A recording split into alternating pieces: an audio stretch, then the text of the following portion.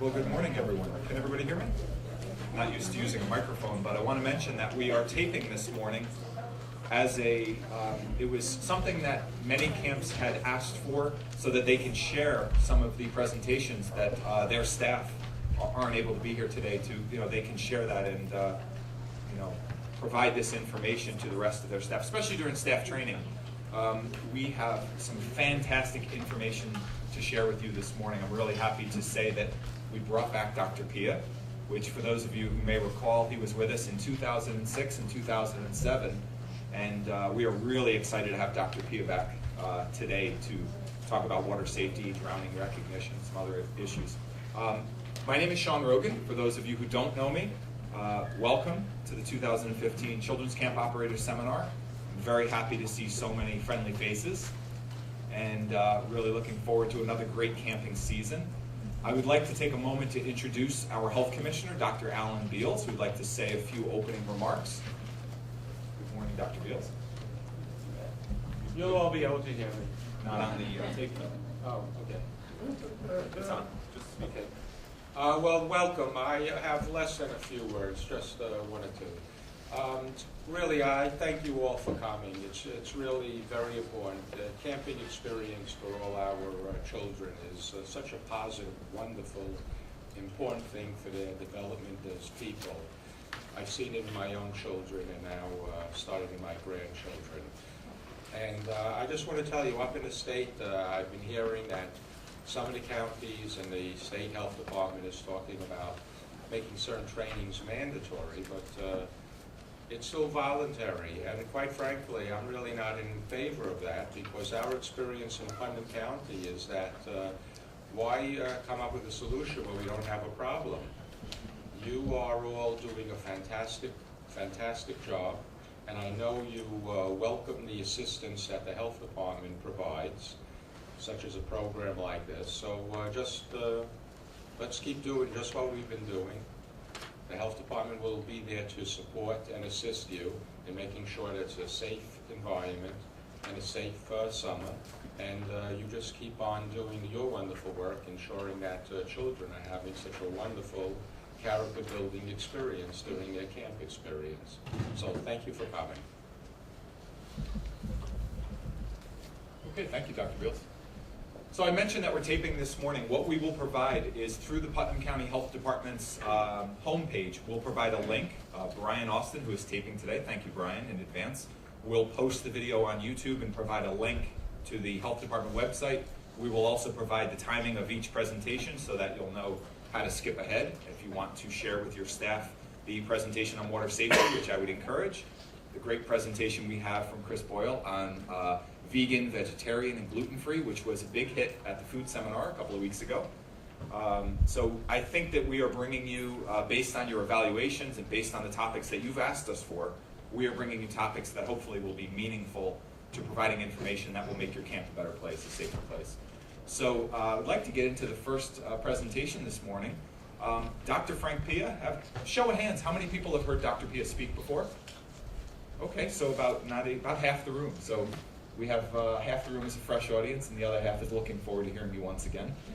Dr. Pia has been doing this for, I don't want to date him, but for about 50 years. From 1959 as a lifeguard at Orchard Beach. And he is, dare I say, world-renowned in his field for some of the greatest research on the response to drowning and what the natural response is on drowning recognition and on water safety in general, and has authored many papers, far too numerous for me to list today. But we're going to start actually first off with a video that he sent me just yesterday that I believe you saw over the weekend.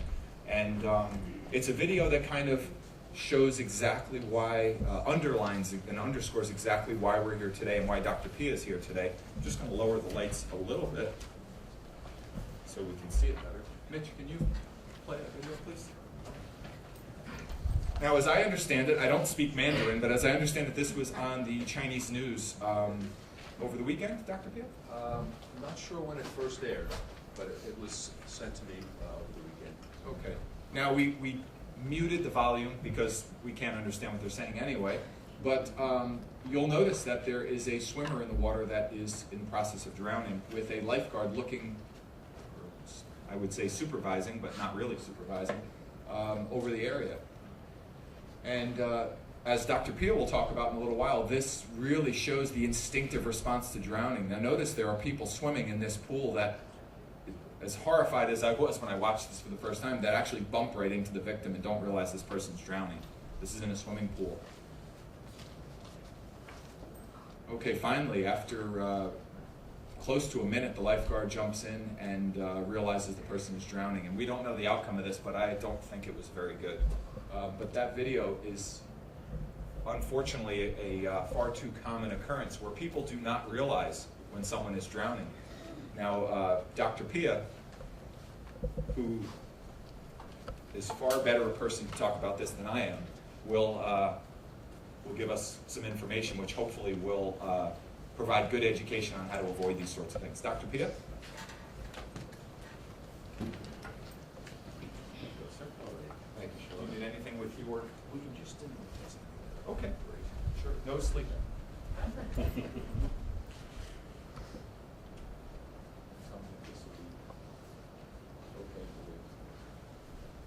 Okay. That'll be fun. Okay.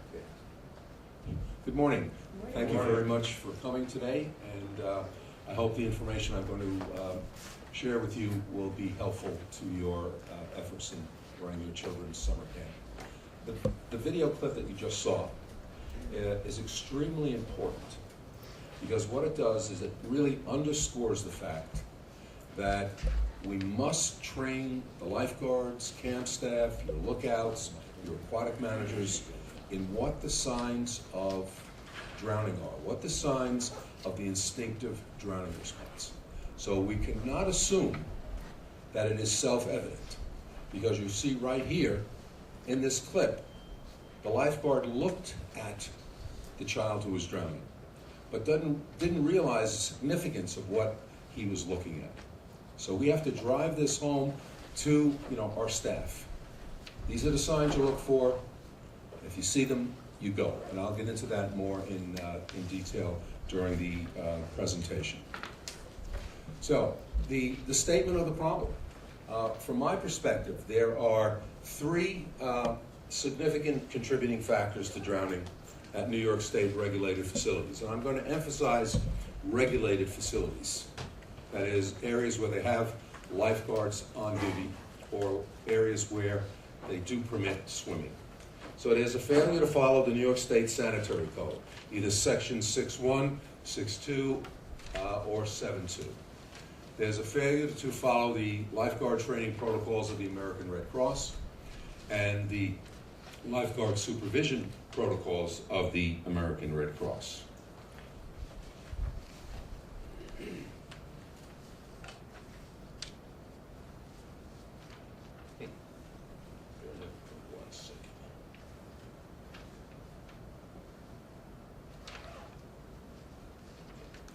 Now, there is a linkage between the New York State Health Department's drowning analysis matrix, and I will get into that in greater detail. This is the data that's been collected since 1987 by the New York State Health Department. And when a drowning occurs, they send out two of their very knowledgeable individuals to conduct the drowning investigation.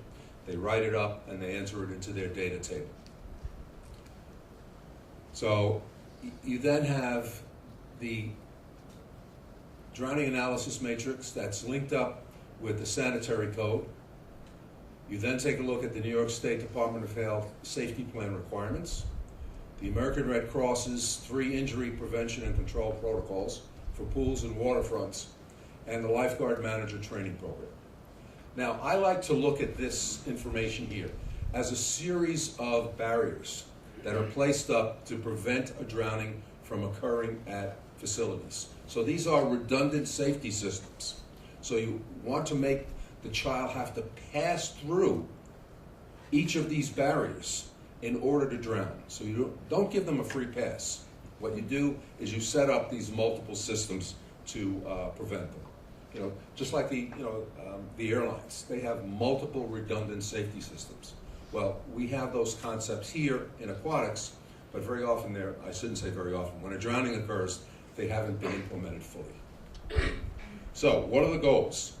One, to identify information points, intervention points rather. And this is in section 1 of the safety plan. Now, all of you are required by New York State to, produce a safety plan for your facility. And what that does, that should be done every year, even though you've done it for many years. Because you bring a set of fresh eyes, you take a look at the data from the New York State Health Department, and then you include that information in your safety plan. So you then familiarize yourself with the aquatic injury prevention strategies from the American Red Cross, the lifeguard training protocols. Now, it's important that you understand the protocols, because if you don't understand them, trust me, the lifeguards will create their own protocols. And it will be based not on injury prevention concepts, but very often on their own comfort. Like, I've heard lifeguards say, well, the lifeguard chair is uncomfortable. Right, get up on the chair. Case closed, on to the next. Lounge chairs are not acceptable lifeguard stands, especially in the reclining position. Chairs away from the deck are not acceptable either. Because every foot you're back from the edge of the deck, you've created a blind spot on the edge of the pool. So you move back 5 feet, that's a 5-foot blind spot that runs pretty much the entire area of the lifeguard supervision. Now, the goal is to assist you during facility inspections and the annual review of the safety plan. Now, we're very fortunate in New York State because over the years, since at least the 80s, the health department has really sought to create a culture of collaboration with operators. So they're not the enemy that's coming in. They are the individuals who are providing an extra set of eyes for the facility operator. And they shouldn't be able to tell you anything that you don't already know from conducting your own safety inspection. And you have to do that. So what they'll do is come in and they'll validate your safety plan, your inspection. And if by chance you've missed something, they will pick it up, and they'll pick it up before the injury occurs. I remember doing kind of a gratis inspection at one of the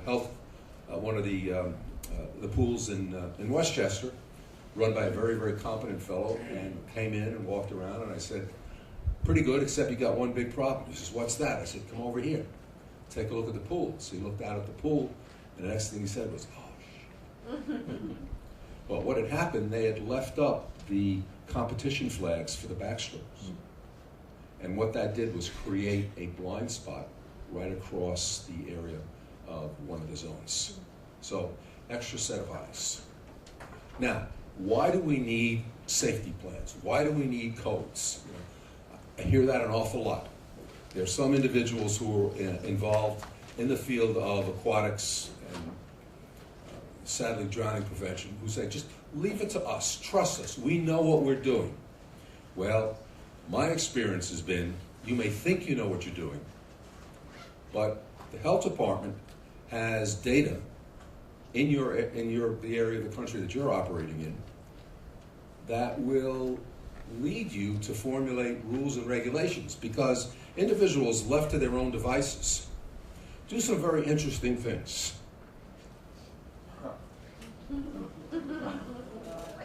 Yeah, now we can say that this guy's a dope. However, somebody gave him a job to do. Right? Same thing here. Here's the goal, to get this piece of equipment up there. So what do? Well, we got 2 forklifts. We're going to have this forklift, that one, and that one with this other one here. I mean, A, for creativity, but for safety, I don't know. Oh, no. Oh, yes. And you know that this isn't the first time that he's used this.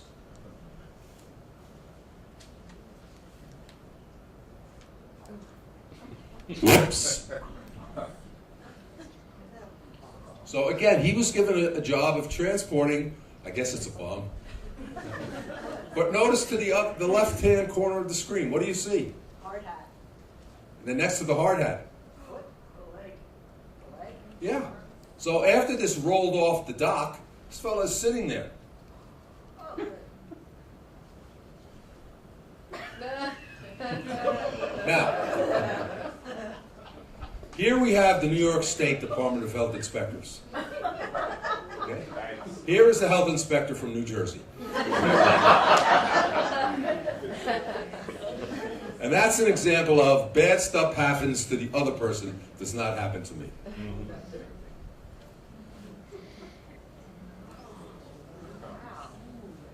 Yeah, I'm just replacing the lights, that's all, just driving down the road and replacing them. Again, you see that, in Italian we have a saying, the fish stinks from the head. And here's an example of, this guy went out there, his supervisor had to sign off on that. Now, as far as my experience, I worked at Orchard Beach from 59 to 63 as a lifeguard, then a lieutenant lifeguard, then moved on, became the chief, supervised 50 lifeguards, lieutenant lifeguards, conducted in-service training and CPR training at Orchard Beach and also 12 Bronx pools. The work that I've done has been primarily with the American Red Cross, and that's for a particular reason. They train well over 90% of the lifeguards in the United States. So I felt that if I was going to have an impact on lifeguard training, that was the organization to be a volunteer with. Now, this here is Orchard Beach, and this is our typical weekend crowd. And because of this crowd density, we rescued about 2,000 people a summer. So over the years that I was there, that's 42,000 rescues. And what I found was that individuals who found themselves in water over their heads were not panicking. Because if they were panicking, each person would panic differently. What they were doing is they were responding to a stimuli. And the stimuli was the absence of oxygen. They couldn't keep their mouth above the surface of the water to continue breathing. So built into us over the course of evolution is an instinctive response to avoid suffocation in the water. Now, the nice thing about the instinctive response idea is that if it's instinctive, it's unlearned, and if it's unlearned, it is part of everyone's response. So if you're male, female, child, adult, heavy or thin, regardless of your ethnic or racial background, you get into water over your head, boom, this is what happens. And you saw that young child, we're assuming he was Chinese, same movements that we saw at Orchard Beach. So with drowning person recognition, we have to look at individuals who are drowning versus swimmers in distress. Which shows the instinctive drowning response. How long do you think this young boy can struggle before he sinks below the surface of the water? My research shows that a small child can struggle for only 20 seconds before submerging, while an adult can struggle for up to 60 seconds. Notice this young boy cannot wave for help because his arms are extended laterally, pushing down. Now, here's another classic example where this young boy is drowning. Arms are out to the sides. Again, it's designed to get the mouth over the water, above the surface of the water. And he's using the water as one would use a table to press down on so that they can leverage their mouth above the surface of the water. Now, this fellow is swimming by, and people say, well, I guess that only happens in New York where you don't care about, your neighbor. Say, no. He was expecting a different response. Had the young child called out for help, or had he waved for help instead of having his arms extended out to the side, then this fellow may have attempted a rescue, which may have resulted in a double drowning. But in any event, the child is struggling.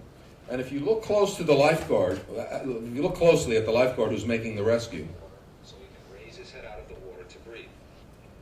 Because he is trying to breathe, he cannot call out for help. And sadly, even though he is not more than 10 to 15 feet from this man, he cannot attract his attention. The boy has been struggling for 30 seconds. Without the rescue by this trained lifeguard, he would have drowned. Now, the other interesting piece of data that came out of my studies at Orchard Beach was that the idea that the drowning person was crazy, was panicking, and would grab you while he was trying to be rescued, okay, again, is a big myth. The lifeguard says to the kid, blank, blank, calm down. And the kid's response is, and you look at that, it'll be on the DVD that you've received, okay.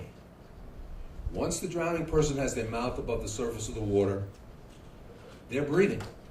There's absolutely no reason for them to say, oh, there's a lifeguard underneath me. Let me grab him. Because as a psychologist, I would say, why?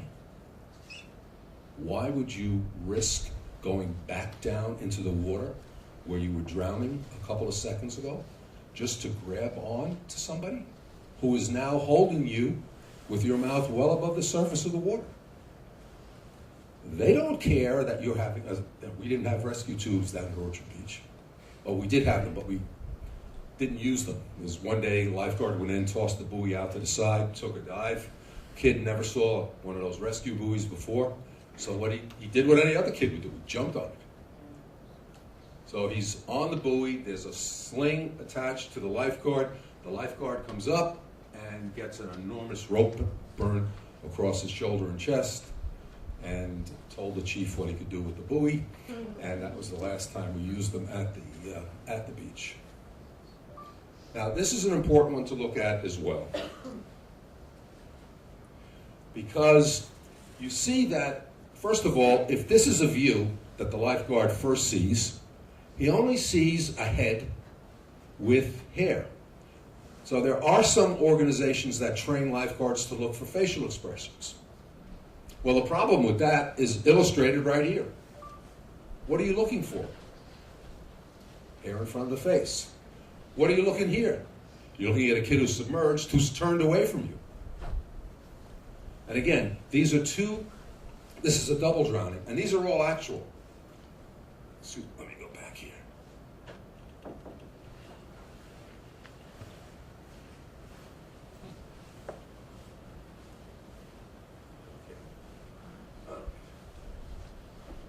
Well, here you see. And again, you see the difference between a routine rescue versus what happened in that Chinese clip, which was a needless fatality. And with the advent of these surveillance cameras, we're seeing more and more of these instances captured on surveillance cameras that show the instinctive drowning response in the areas where lifeguards are on duty and lifeguards not on duty, and the lifeguards are missing. Okay, take a look at this clip. How many people are drowning?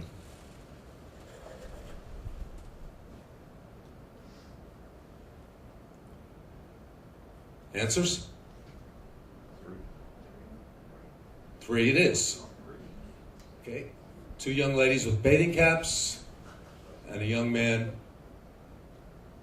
who is now rescued. They're being towed into shore.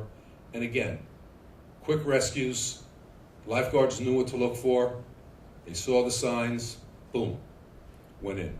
The one thing you should stress to your camp counselors and your lifeguards is that young children may be horizontal in the water as they're drowning, as opposed to vertical. And there's a good reason for that. Okay? The head is the densest part of the body. So with young children, if they're walking in the water out towards deeper water, and again, deeper is a relative term. Deep water for me and deep water for a 5-year-old, entirely different. So, in the health code, you're not supposed to permit non-swimmers to go into water depths greater than mid-chest high. And there's a good reason for that. Because as they're walking, what happens is the buoyancy of the water starts to work on them. The deeper they get, the greater the buoyancy. They're moving forward, they go up, their foot loses contact with the bottom. The head is the heaviest, densest part of the body, so they rotate down. They're down, face down in the water, the instinctive drowning response kicks in, But what it is their arms are extended in front of them doing this. So to the untrained eye or to the inattentive eye, the child is doing the dog paddle. That's why surveillance and scanning by lifeguards is a cognitive skill. They have to think. What's the difference? Is there a difference between what I'm seeing and a dog paddle? The answer should be yes. Because when a person is doing the dog paddle, there's an element of progression, of propulsion. They're moving through the water. That doesn't mean the lifeguard doesn't, go in and make a rescue. Because if you see a young kid doing a dog paddle, they're not a swimmer. Get them back into safe water depths. So they'll be doing this, and if the lifeguard doesn't get to them, they submerge, and they submerge quickly. Okay, this is a safety plan failure. Here's a young boy. They're just about to conduct an autopsy on him. And in analyzing the factors that led up to his drowning, there was a multiple systemic failure. Not in New York State, but in another state. This boy should be alive today, bothering his teachers, looking at girls. Instead, you have a family that's devastated, a facility that's devastated, lifeguards who are devastated.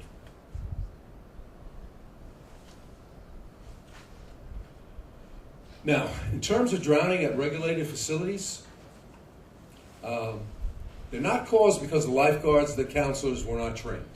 They are trained. The problem is the individuals either failed to follow their training or were not required to follow their training. And I've said the same thing a little differently right here. The person who gets these 16, 17, or 18-year-old lifeguards, now remember, a lifeguard can be certified, an individual can be certified as a lifeguard at 15 years of age. Can be employed at 15 or 16. So you have an individual up there who's probably working at, one of the few jobs that they've had so far in their life, but none with greater responsibility. They do not get a second chance. They do not understand the seriousness of their job. The fringe benefits are what's generally a driver. Being out in the sun, getting a chance to meet members of the opposite sex, have a good time, you're up on a stand, you catch a tan. Those are all fine motivators. However, you can't lose sight that the lifeguard's job is to prevent drownings and spinal injuries. Those are the two catastrophic injuries that lifeguards are required to prevent. And every day that they go out on the deck, every day that you open up, the question should be asked, is today the day?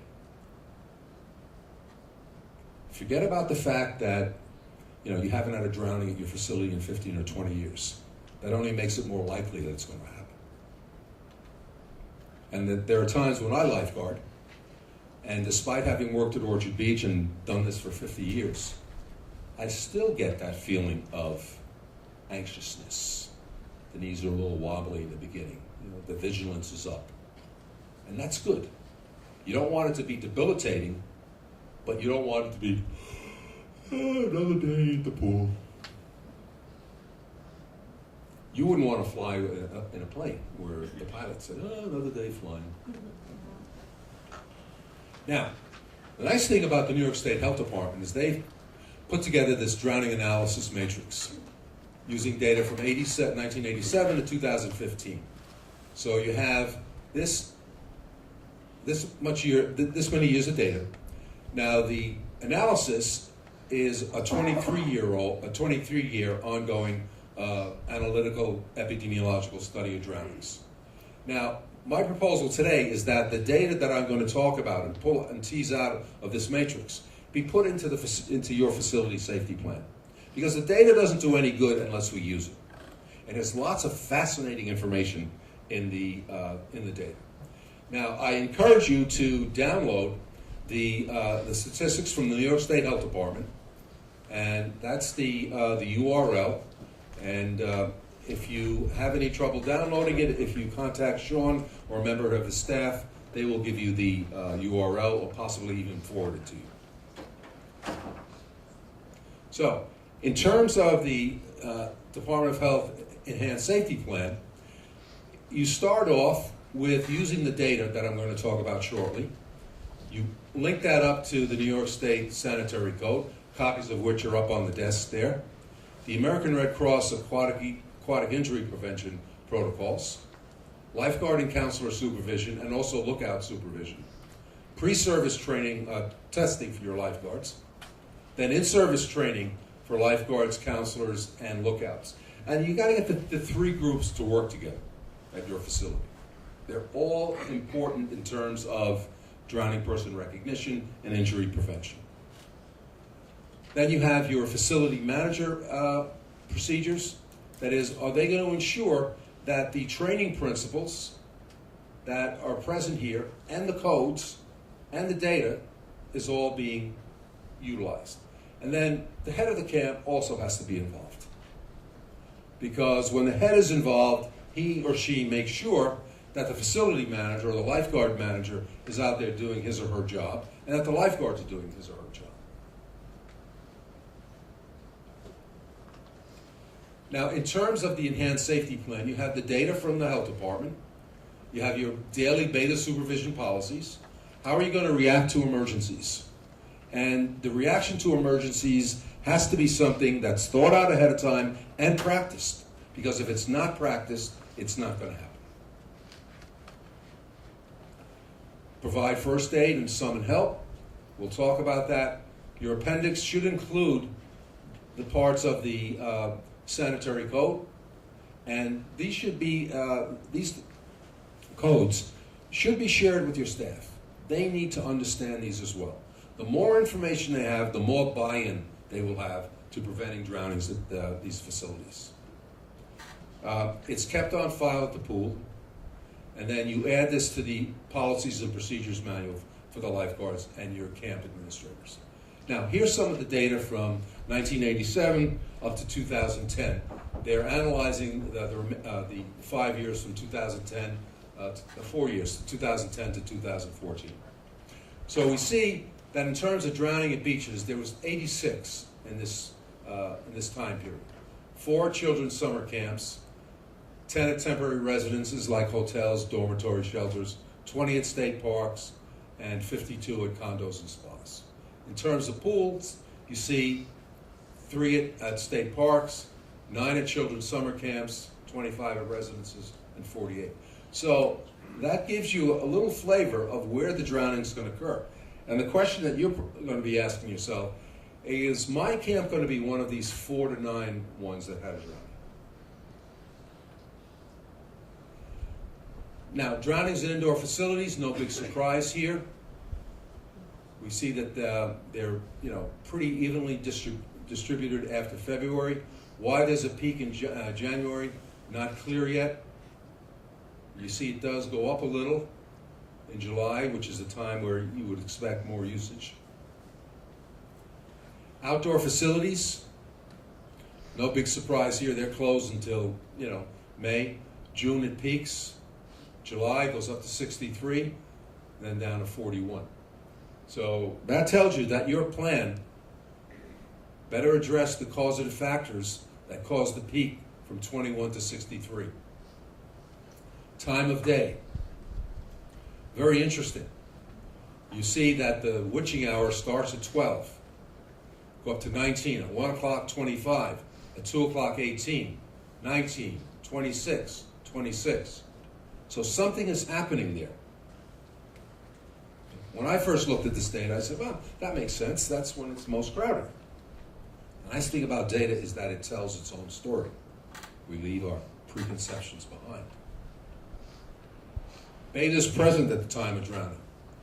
Whoops. 1 to 5, the highest number of drownings. 26. 6 to 10, 8. 11 to 20, 14. So the hypothesis that I had that the drowning rate was correlated with the number of betas present is not supported by the data. Yes? Is this data at guarded pools? Guarded pools, yes. Yeah.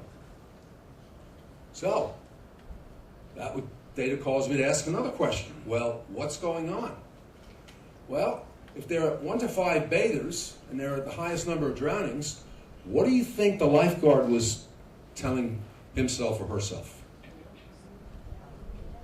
Not many people here. Chance of drowning is not so great. So this data, you take back to your lifeguards and say, look, the data from the New York State Health Department says you have 1 to 5 people drowning. 1 to 5 people present, you have the highest risk of drowning. So don't assume that because there are only 1 to 5 people in your pool, that a drowning is not going to occur. We got somewhat the same pattern at beaches. 1 to 5, 10, 11 to 20, 7. So you see that, we have to take that one of the variables, the number of individuals present, is important. And it's important to get the lifeguards to talk to themselves about that.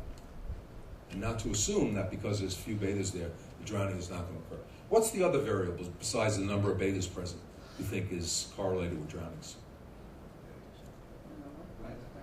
Time of day. Okay, we have time of day. What's the other one? Not weather. Number of guards, fatigue. Water depth. Okay. Again, my thoughts were, water depth. Most of the drownings are going to occur where? Deep water. So, water depth 0 to 3.5 feet, 18 drownings. 3.5 to 5, 28. So 46 of the drownings occurred in water depths 5 feet or less, which is more than 50%. So the takeaway for the lifeguards is you have to pay attention to deep end, but you also have to pay attention to the shallow end as well. And if you see a little kid who's been designated as a non-swimmer, and again, they have to be tested every time they go in, they have to be identified. If you see a non-swimmer going above mid-chest high water, he or she gets stopped and is told to get back to a safe area. Beaches, we have, again, somewhat similar pattern, where you have the same number of people drowning in 5 feet or less that are drowning in 5 to 10 feet. Again, information that you share with the guards to really enhance their vigilance. Now, in terms of the other factors, environment is 22%, the person 26%, supervision 52%. So when you add up these, person and environment, it's 48%. Supervision is 52%. So the old model in public health used to be stuff happens, can't do anything about it. The person who was injured did something stupid. The newer model is we now understand the contributing factors to injuries and to fatalities.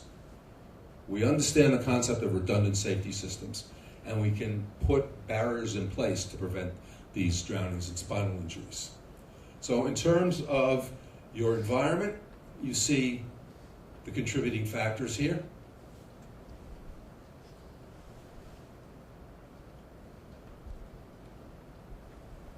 As far as the person is concerned, the one I'll spend a little time on is hyperventilation. Hyperventilation is the process in which the person takes in a series of rapid, deep breaths with the mistaken assumption that by taking in these rapid, deep breaths, they're increasing the amount of oxygen in their lungs. They're not. Our blood oxygen saturation level normally is somewhere between 98 to up to 100%. You cannot increase the amount of oxygen saturation in your blood by taking in rapid, deep breaths. What you do is you lower the carbon dioxide level. And the carbon dioxide level is the level that triggers the urge to breathe, not the O2 level. And there's a good physiological reason for that.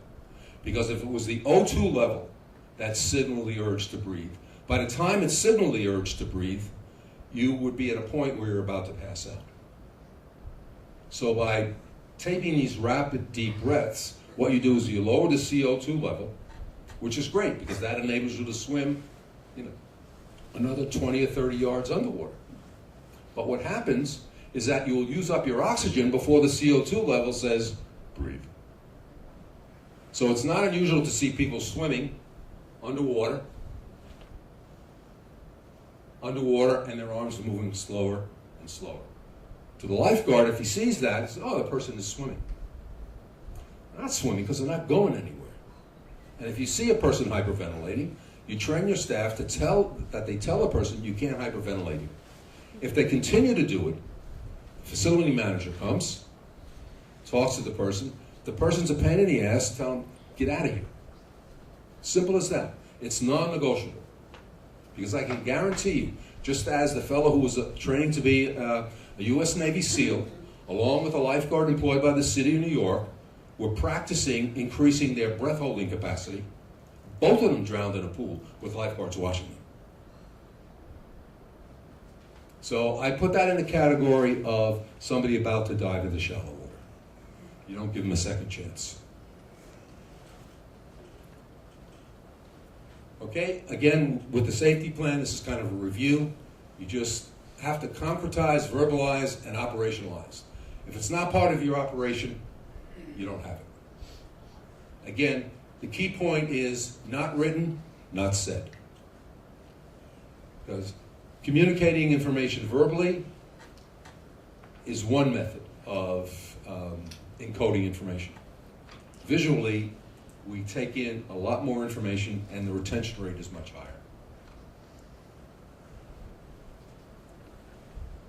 Okay, develop, update, and implement. And again, please, when you take a look at your safety plan, make sure that you update it each year. Now, as far as the estimated lifeguard workforce, the American Red Cross, 89%. You can see that the competitors to the Red Cross, train about 11% of the guards. Now, let me give you a profile of a typical guard. Here's a second-year guard. She's 17 years old. She took a lifeguard certification to a two-weekend safety school. That means on Saturday and Sunday of one week and Saturday and Sunday of the next week, she was trained how to be a lifeguard, trained how to make rescues, trained in aquatic injury prevention, trained in drowning person recognition, trained in how to put a person on the spine board in shallow and deep water. Then she was trained how to administer CPR for the professional rescuer, infant, child, adult CPR, trained with the AED. Then the next session, she was also trained in how to administer first aid over 2 weeks. When I was trained, it was a 30-hour course. We didn't have CPR then, but it was 3 hours per week. So that gave me a chance to kind of digest the information. Here, they don't have that opportunity.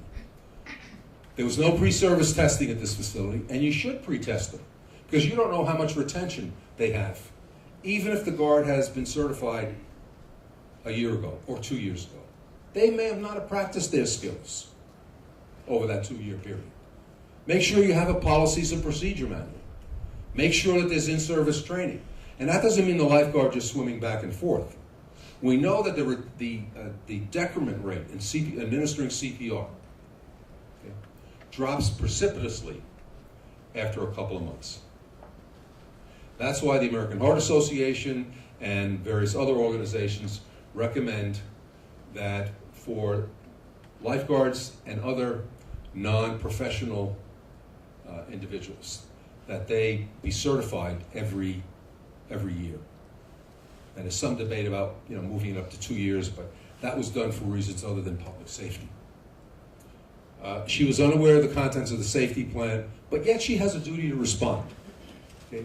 The expectation that we have towards a lifeguard like Michelle is that if I have a heart attack, that she is going to administer competent and professional CPR until the EMTs or the paramedics arrive. The national response time for EMTs and paramedics is 10 minutes. 10 minutes is a long time to administer CPR, especially at the new compression rates. Fatigue sets in very, very quickly. And like any other skill, if you don't practice it, when the situation arises, you're not going to be able to administer. And again, how many young adolescents have had experiences touching, quote unquote, a dead body, a person who's not breathing. I would say almost zero. But yet we expect them to do that. We know from the experience in hospitals that when you have young interns and young nurses,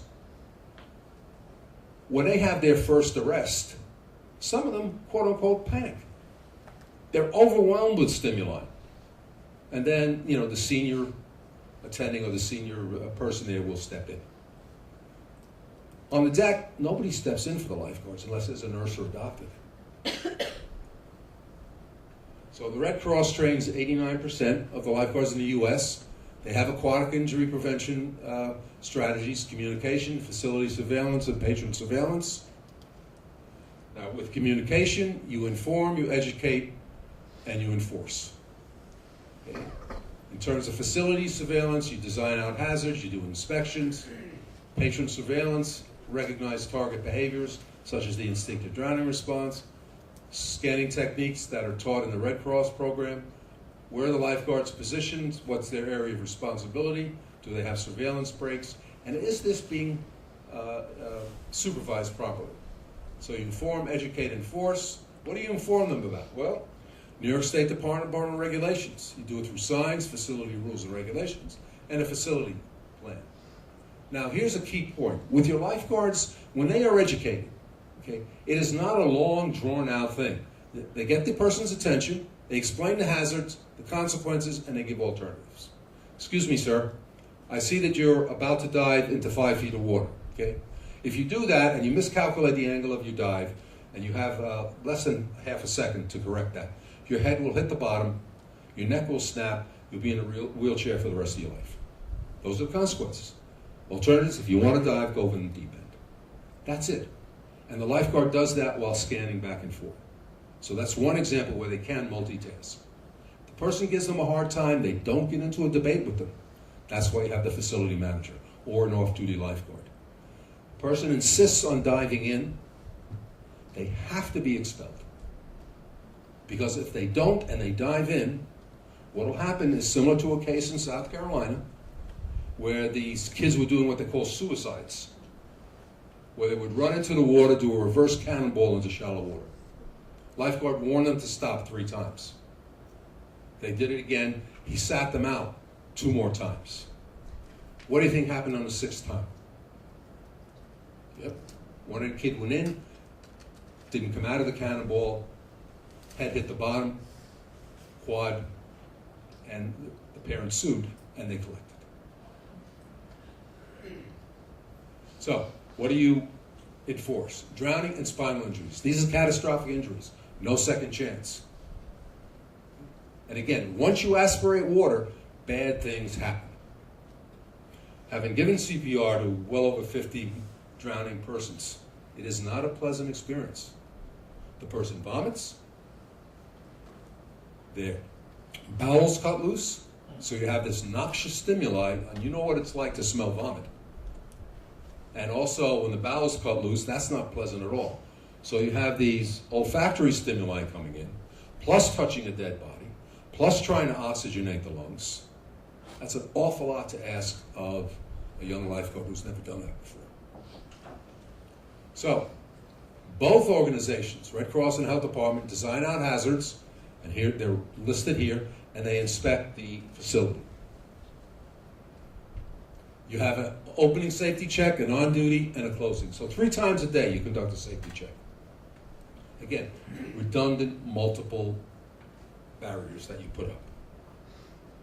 What do you inspect? Well, the pool, recreation, deck, chemical, showers, etc. Now, I'm running through these very quickly because all of this is outlined very clearly in the American Red Cross Lifeguard Training Textbook.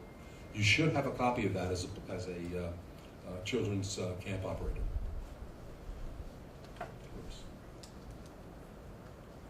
Water clarity, again, if you can't see the main drain, the pool gets closed until you are able to do that. Make sure the lifeline is up and their drain cover is present. Water treatment and quality disinfection, again, maintenance, that is all spelled out in the Health Department regulations. In terms of a safety checklist, all of this information is listed in the lifeguard manager CD-ROM. I would strongly encourage all of you to send your, head lifeguard through the lifeguard manager course. And that information will then be made available to you. Okay, with your play structures, they're great to have. However, they create enormous surveillance blind spots. So when you are thinking of putting a play structure in, or if you have a play structure in there, inspect it to see if there are blind spots. If there are blind spots, you have to include that in your surveillance plan. How are you going to remedy that? Are you going to put an additional lifeguard there, or are you somehow or other going to limit access to that area? Okay, under patron surveillance, again, pre-service, surveillance variables, responding to emergencies. Here's a sample skills checklist that you can use. Again, all out of the American Red Cross. Orientation agenda, so you don't have to, we're not reinventing the wheel here. What we're doing is saying, okay, this is information that's out there.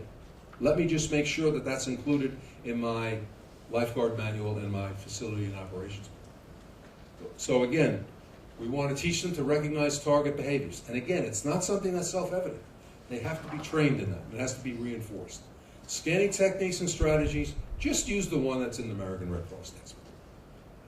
The other ones that are being touted by other organizations have not been peer-reviewed. And if you take a look at the underlying assumptions, they're false. For example, several organizations teach the lifeguard to use scanning patterns, like alphabetical ones or geometric. Well, that's assuming that the person who is drowning is going to appear in the A pattern, right? Or if you have a figure eight, somehow they're going to be involved in a figure eight. That's called predictive hypothesizing. You're going to predict where they're going to drown. If you were that good, you wouldn't be lifeguarding. Okay? So you can't, every single person, every single child in the swimming area deserves to have the lifeguard's eyes on him or her during every single scan. Okay? And if there's nobody there, there's nothing to look at. If there's somebody there, you look at them. Are they swimming? Are they in distress? Are they drowning? Active or passive? So you're going down to 4 choices. The idea of counting the number of individuals in your area, 1, 2, 3, 4, 5, 6, 7, 8. I never got to this side. But if I look here, boom, boom, boom, boom, I'm over here. Right. So that's why scanning strategies don't work. And a surveillance system has to be protected. Again, you're dealing with young adolescents. They're into being social. They're into talking on their cell phones. They're into texting. And the lifeguard manager and the owner, you have to set up the barriers to prevent that from happening. Okay. So with behavior-centered surveillance, you look at breathing, body position, arm movements, and locomotion. Everything that's in the DVD that you have. Now, what is surveillance? It means a close watch over the facility and the people. Now, we give lifeguards a hard time. Right? They're posing for a picture. Hello. And from the number of near misses, this happens more than we'd like to believe. Okay? These are the scanning protocols in the Red Cross textbook. You follow them. Lifeguard stations, elevated stand, preferred position. You're up, you're looking down, you're less prone to distractions, good field of view. If you watch lifeguards on walking patrols, one of the problems you have is they're walking along the deck. The pool's over here. So what are they looking at? They're looking at their feet. They're looking at the deck. And being the smartass that I can be sometimes, I say, very few people drown on the deck. So you should be walking this way, sideways. So that's a skill that should be practiced, and that's a skill that you as a manager should insist on your lifeguards using. And again, use the analogy of looking down at the deck. Okay, surveillance system. This is controversial because taking the lifeguard out of the surveillance system and giving him or her a break has implications for staffing. I can tell you that after 60 minutes, you don't have a lifeguard up on the stand. You have Mr. Magoo. I had a supervisor who came up to the beach. He says, "I've never been at a facility I haven't been approved. I can approve on." Now he's a little shit about this big. And I said to him, "All right, what's your problem?" He says, "What's this brake system here? With the lifeguards out to clean up the garbage and straighten out the baskets." I said, "All right, look, I'll tell you what. Come up on a chair with me. And if I can't convince you in an hour that the lifeguards need a break, I'll treat you to any dinner you want on City Island. On the other hand, if I win, lifeguards keep the break and I get the dinner too." It's all right. So I put him up on a spare lifeguard chair on one of those days that you saw in the clip. After 15 minutes, he was like, "I gotta get off the chair. How do you guys do this?" Well, we do it because they know what to look for and we give them surveillance breaks. Now, this sometimes is typical. An 8-hour shift, half-hour lunch break, and 2 15-minute breaks. Not good. It's even worse with a 10-hour shift. Some of them just give the lifeguard a half-hour lunch break and that's it. So sitting for 4 hours straight is not a good idea. Now, why do lifeguards need breaks? For good reasons. Can you hear this? Ladies and gentlemen, the pool will be closed for 5 minutes. Exit the pool. Everyone out. I have a small bathroom break I have to do.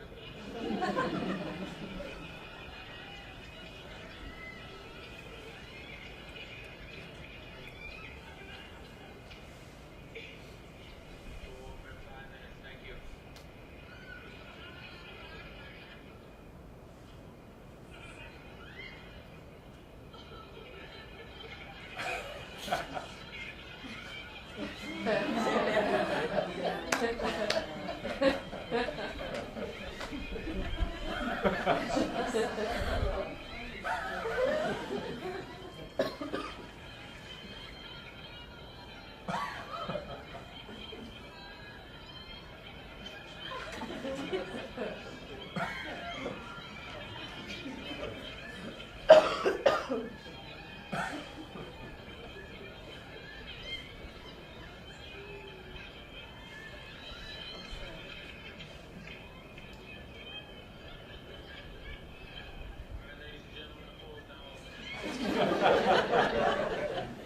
Now you know why you have the free chlorine reading in the pool. So with your rotation schedule, just fill it in. Include all the lifeguard stations.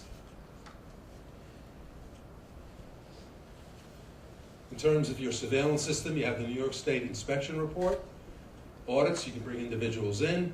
Videotape, aquatic examiner from the Red Cross, lifeguard manager training. These are all choices that you have in terms of ensuring that your lifeguards are doing what they're supposed to do. Videotaping is extremely powerful, especially when you videotape the lifeguard looking down at his nails. They don't realize they're doing it. And then when you show it to them, they say, that wasn't me. Well, who was it? All the information that I talked about is on the sample forms in the Lifeguard Manager CD-ROM. Your emergency action plan has to cover all of these areas. Your layout, support personnel, equipment, staff responsibility, who's going to help do what.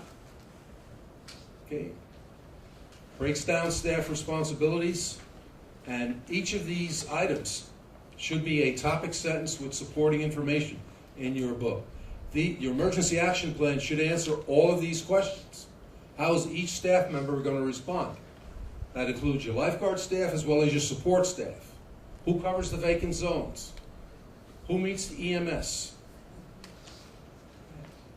There should be a script by the telephone, because you're not going to be there all the time. And you don't want a lifeguard who calls 911. Hello, 911, what's your emergency? We got somebody who got hurt at the pool. What pool is that? The one that's across from McDonald's. Which McDonald's? Hold on. Which McDonald's? The one that's across from the swimming pool.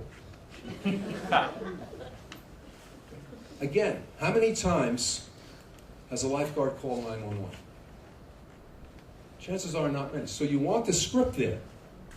So you have the, telephone, fire, police, name and address of where the facility is. Here's the script that you fill out. You give the location, the person's name, the telephone number, what happened. Not that we have an accident. Person's not breathing. CPR is being administered.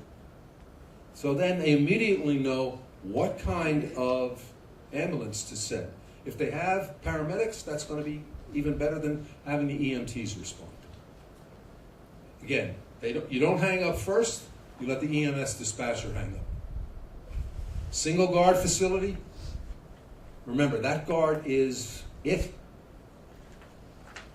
So you need to support that guard. And you do that by enlisting internal support personnel, responsibilities for everyone. You document the EAP practice. In a multi-guard facility, the same thing. Okay? Here's how a single guard facility responds to emergencies. Look at these 19 steps that have to go. All of that should be in your facilities and operation manual. Why do you need supervision? Because left to their own devices without supervision, bad stuff happens. Yeah, I'm on the chair, but I have my laptop, no big deal. Playing cards at the deep end, that's cool. Guitar, I gotta, lesson this afternoon. What's the solution? Here. It's not a social club. Continually being evaluated. Here's the in-service training report.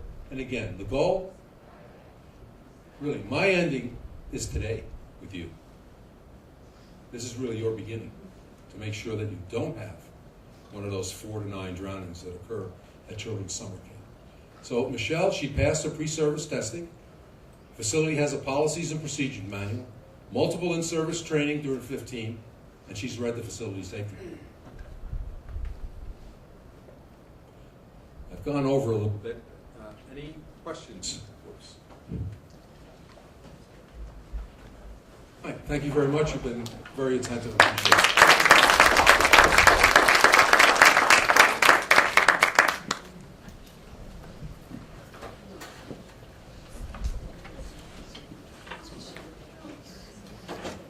Well, we certainly don't mind if Dr. Pia goes over a minute or two because this is such an important topic.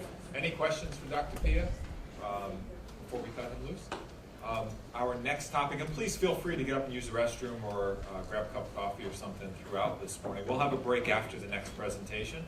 We are pulling up another presentation. We're very happy to have Chris Boyle, who is not only one of our educators, but a nutritionist at the health department, who is going to present a topic which was, not to put the pressure on you, but very well reviewed and regarded at our food operator seminar a few weeks ago. There have been a lot of questions from you folks about bringing vegan, vegetarian, gluten-free education to the camp seminar. So without further ado, Chris, thank you very much. Here you go, Chris Boyle. Okay, just going to get my PowerPoint up. I'm going to talk about, I'm going to explain, I guess I'd say, what a food allergy is, how it differs from something called a food intolerance. I'm going to talk about gluten-free diets and the various reasons somebody might be on a gluten-free diet. And then I'm going to just briefly tell you what a vegetarian diet is. And it means different things to different people. And then what a vegan diet is. And hopefully you'll walk out of here with all your questions answered. Okay. Thank you.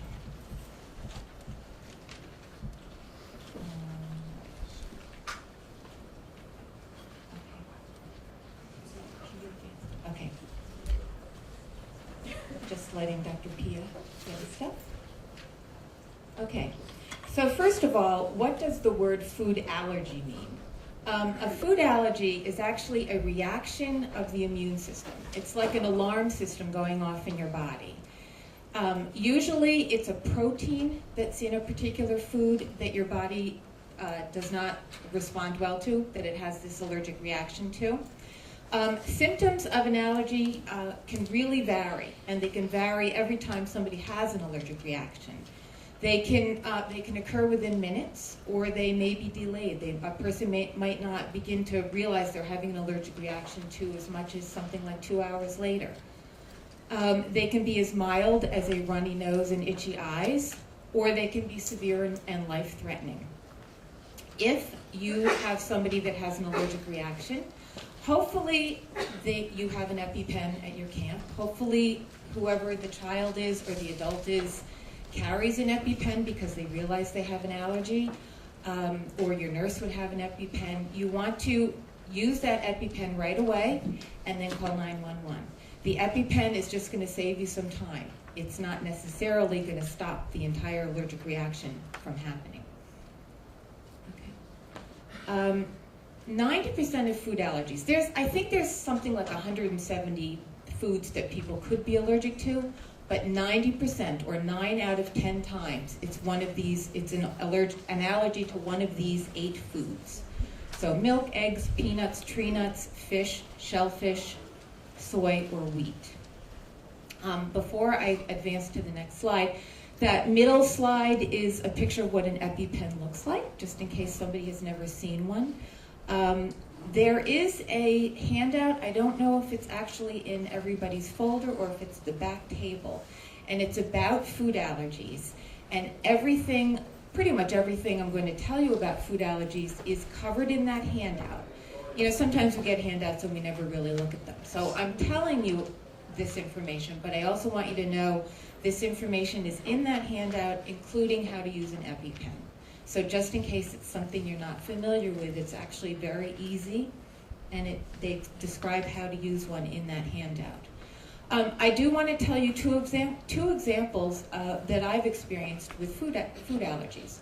One was I was at a book group, this is a number of years ago, with some friends, and somebody had brought bee pollen. I guess they were into alternative medicines, and they were talking about something beneficial about bee pollen, and I don't remember what it was. I didn't know anything about it at the time. And they asked if anybody there wanted to just try it, just stick their finger into the bee pollen and put a little on their tongue. So we went around the table, and everybody did it. And about less than 5 minutes, one of the women said, "Somebody has to call 911. My throat is starting to close up, and I'm really scared." So we did. We called 911. We didn't have an EpiPen. They got there very quickly. They got her to the emergency room. She stayed there for several hours, but she ended up perfectly fine. They gave her epinephrine when she got there. So that was somebody that had a real immediate reaction. She didn't know she'd be allergic to bee pollen. However, she did happen to have a lot of outdoor allergies. So, it kind of makes sense, but it just never crossed her mind. Then the other example was something that happened to me. It was it was at least 10 years ago. Some friends of ours had caught bluefish out on Rhode Island, and they'd given it to us, and I was at my in-laws' house, and we grilled it, and we had it. It was delicious. And I was sitting in the living room, and I said to my husband, a little while had passed, and I said, I just feel really weird. I almost feel like there's a balloon blowing up in my head. Just a very strange feeling. And he looked at me, and it was the summer, so I had shorts on, and he said, "We're going to the emergency room. Go to the car right now. I'm going to drive you." He had looked down, and I didn't even realize it, but my legs and my whole body actually was covered with red splotches. So he rushed me to the emergency room. They took me right in, gave me epinephrine. I was fine, but I'd never had an allergic reaction to bluefish before. I'd eaten all kinds of fish, didn't expect it. They told me that never to have it again because next time I could go into what's called anaphylactic shock. And then later they said, you might not have actually even been allergic to bluefish. You could have been allergic to something that was in the water that it had been swimming in, like a red algae. So, needless to say, I don't eat bluefish. However, I do still eat fish. I've never, that I know of, had another reaction to it. But again, I do know that should, I have something, whatever it was I was allergic to, if it happened again, I might not have time to get to the emergency room that quickly. So those are 2 examples of allergic reactions. Okay, well, food allergies, there is a law. It's called the Food Allergen Labeling Consumer Protection Act, and it says that all packaged foods monitored by the FDA, which is most everything, things like granola and cereal and things that come in a package, if they contain an ingredient that has the protein in one of those 8 foods on the previous slide, it has to say it on the ingredients list. It would have to say, for instance, there's a food called whey. It's a protein that's in milk. So you might look at the word whey and not, like, it might not register to you that means that product had milk in it. So what the law says is that they have to say after that ingredient, so after whey, in parentheses, they'd have to say milk, so that it's clear to you that that particular food is an ingredient in one of those 8 common allergy type foods. So that's one piece of the law. And the second is they have to do one or the other. They either have to mention it in the ingredients list that the food contains, may have some of that food allergy in it, or after the ingredients list, it might say in bold letters, may contain or contains blah, blah, blah, blah, blah, milk, soy, nuts, whatever. And they may even say, may contain nuts, let's say, because this was processed in a plant that also processes nuts. So if you're using any kind of packaged foods and you look at the ingredients list, it is a law that it has to be stated. The exceptions would be foods from the USDA, so fruits, vegetables, meat. I mean, meat might come packaged. It doesn't have to say that it contains, I don't even know what it would contain, but let's say it was breaded or seasoned chicken, and it was packaged and it was seasoned, but because it's under the USDA regulations, it might not have to say that it contained wheat, let's say, that the coating had wheat. But most packaged foods otherwise, there is a law in it and they have to. If in doubt, call the manufacturer and ask, or just don't use it. That's always better to err on the safe side. Okay. Now, a food intolerance is different than a food allergy. So somebody might say, I can't drink milk, I'm allergic to it. Well, they might be allergic to it, or they might have a lactose intolerance, and it's an entirely different thing. It's not an immune reaction. What it means is your body cannot digest something in that food, and it causes you probably to have intestinal symptoms. It is not life-threatening. It is not an immune reaction. So if somebody has a lactose intolerance, for example, because that's very common, they actually, what it is they're having trouble digesting the sugar that's in milk. It's called lactose. We have an enzyme called lactase that helps our body to digest that. And a lot of people in this country and around the world do not have a lot of the lactase enzyme. So if they eat much dairy, and some people, if they eat any dairy, they have a lot of trouble digesting it, and they, as I said, they get intestinal symptoms. They might have bloating or worse. But as soon as the food has left their body, the intestinal symptoms will go away, and it is not life-threatening. So that's the difference. Again, with the immune reaction, it's usually the protein in the food.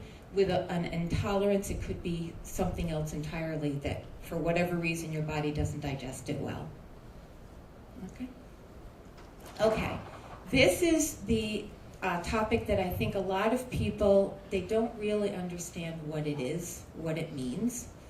So if somebody says they have to follow a gluten-free diet, it means that they need to completely eliminate any foods that have rye, wheat, or barley in them.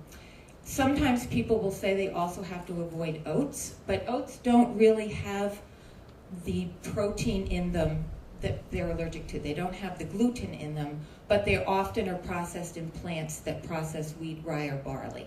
So if you went to a dietitian and she told you to follow a gluten-free diet, she would probably also tell you to avoid oats, just because the way that they're processed. If somebody has, so what I said was gluten is a protein found in those foods. If somebody has a needs to follow a gluten-free diet, even a very, very tiny amount can cause them to have a problem. If a product is labeled gluten-free, it means it has such a minuscule amount that it should not cause a problem. And if it says it's gluten-free, you should be able to trust that it's acceptable. You want to go to the next slide? I'm trying to remember. Okay. There's different reasons why somebody might follow a gluten-free diet. The most important one is if they have something called celiac disease. About 1 in every 133 people have this. It's an autoimmune disease. What it is it's a disease that when that person eats gluten, even tiny bits of it, it little by little destroys their something in their small intestine. It's called the villi. They're like these little, like I'm using my finger going like this. Villi are little finger-like projections on the inside of your small intestine. They're how our body absorbs and digests the nutrition from our food. When somebody has celiac disease and they eat foods with gluten, it causes an autoimmune reaction that causes little by little those villi to be destroyed. And what happens is they, like if this was your villi, after a while they would become, I don't know if you can see my hand, almost like stumped. They just wouldn't be able to absorb food the way that they're supposed to. If a person, and the only thing a person with a celiac disease can do is to totally avoid gluten. If they do, over a period of time, like maybe a year, they can reverse the damage, but if they continue to eat gluten, it will just continue to destroy the villi. So that is a reason that you would really, really need to be vigilant and in avoiding gluten if somebody has celiac disease. People are not necessarily born with it. They may be, or they may have a gene for it, which becomes activated later in their life. Or somebody can have celiac disease for years and not realize they have it. There may be a situation where somebody has a child where their growth has not been very good, and it was quite a while before it was finally diagnosed. The reason may have simply been that they had celiac disease and they were not absorbing the nutrition from their food properly, so it was affecting their growth.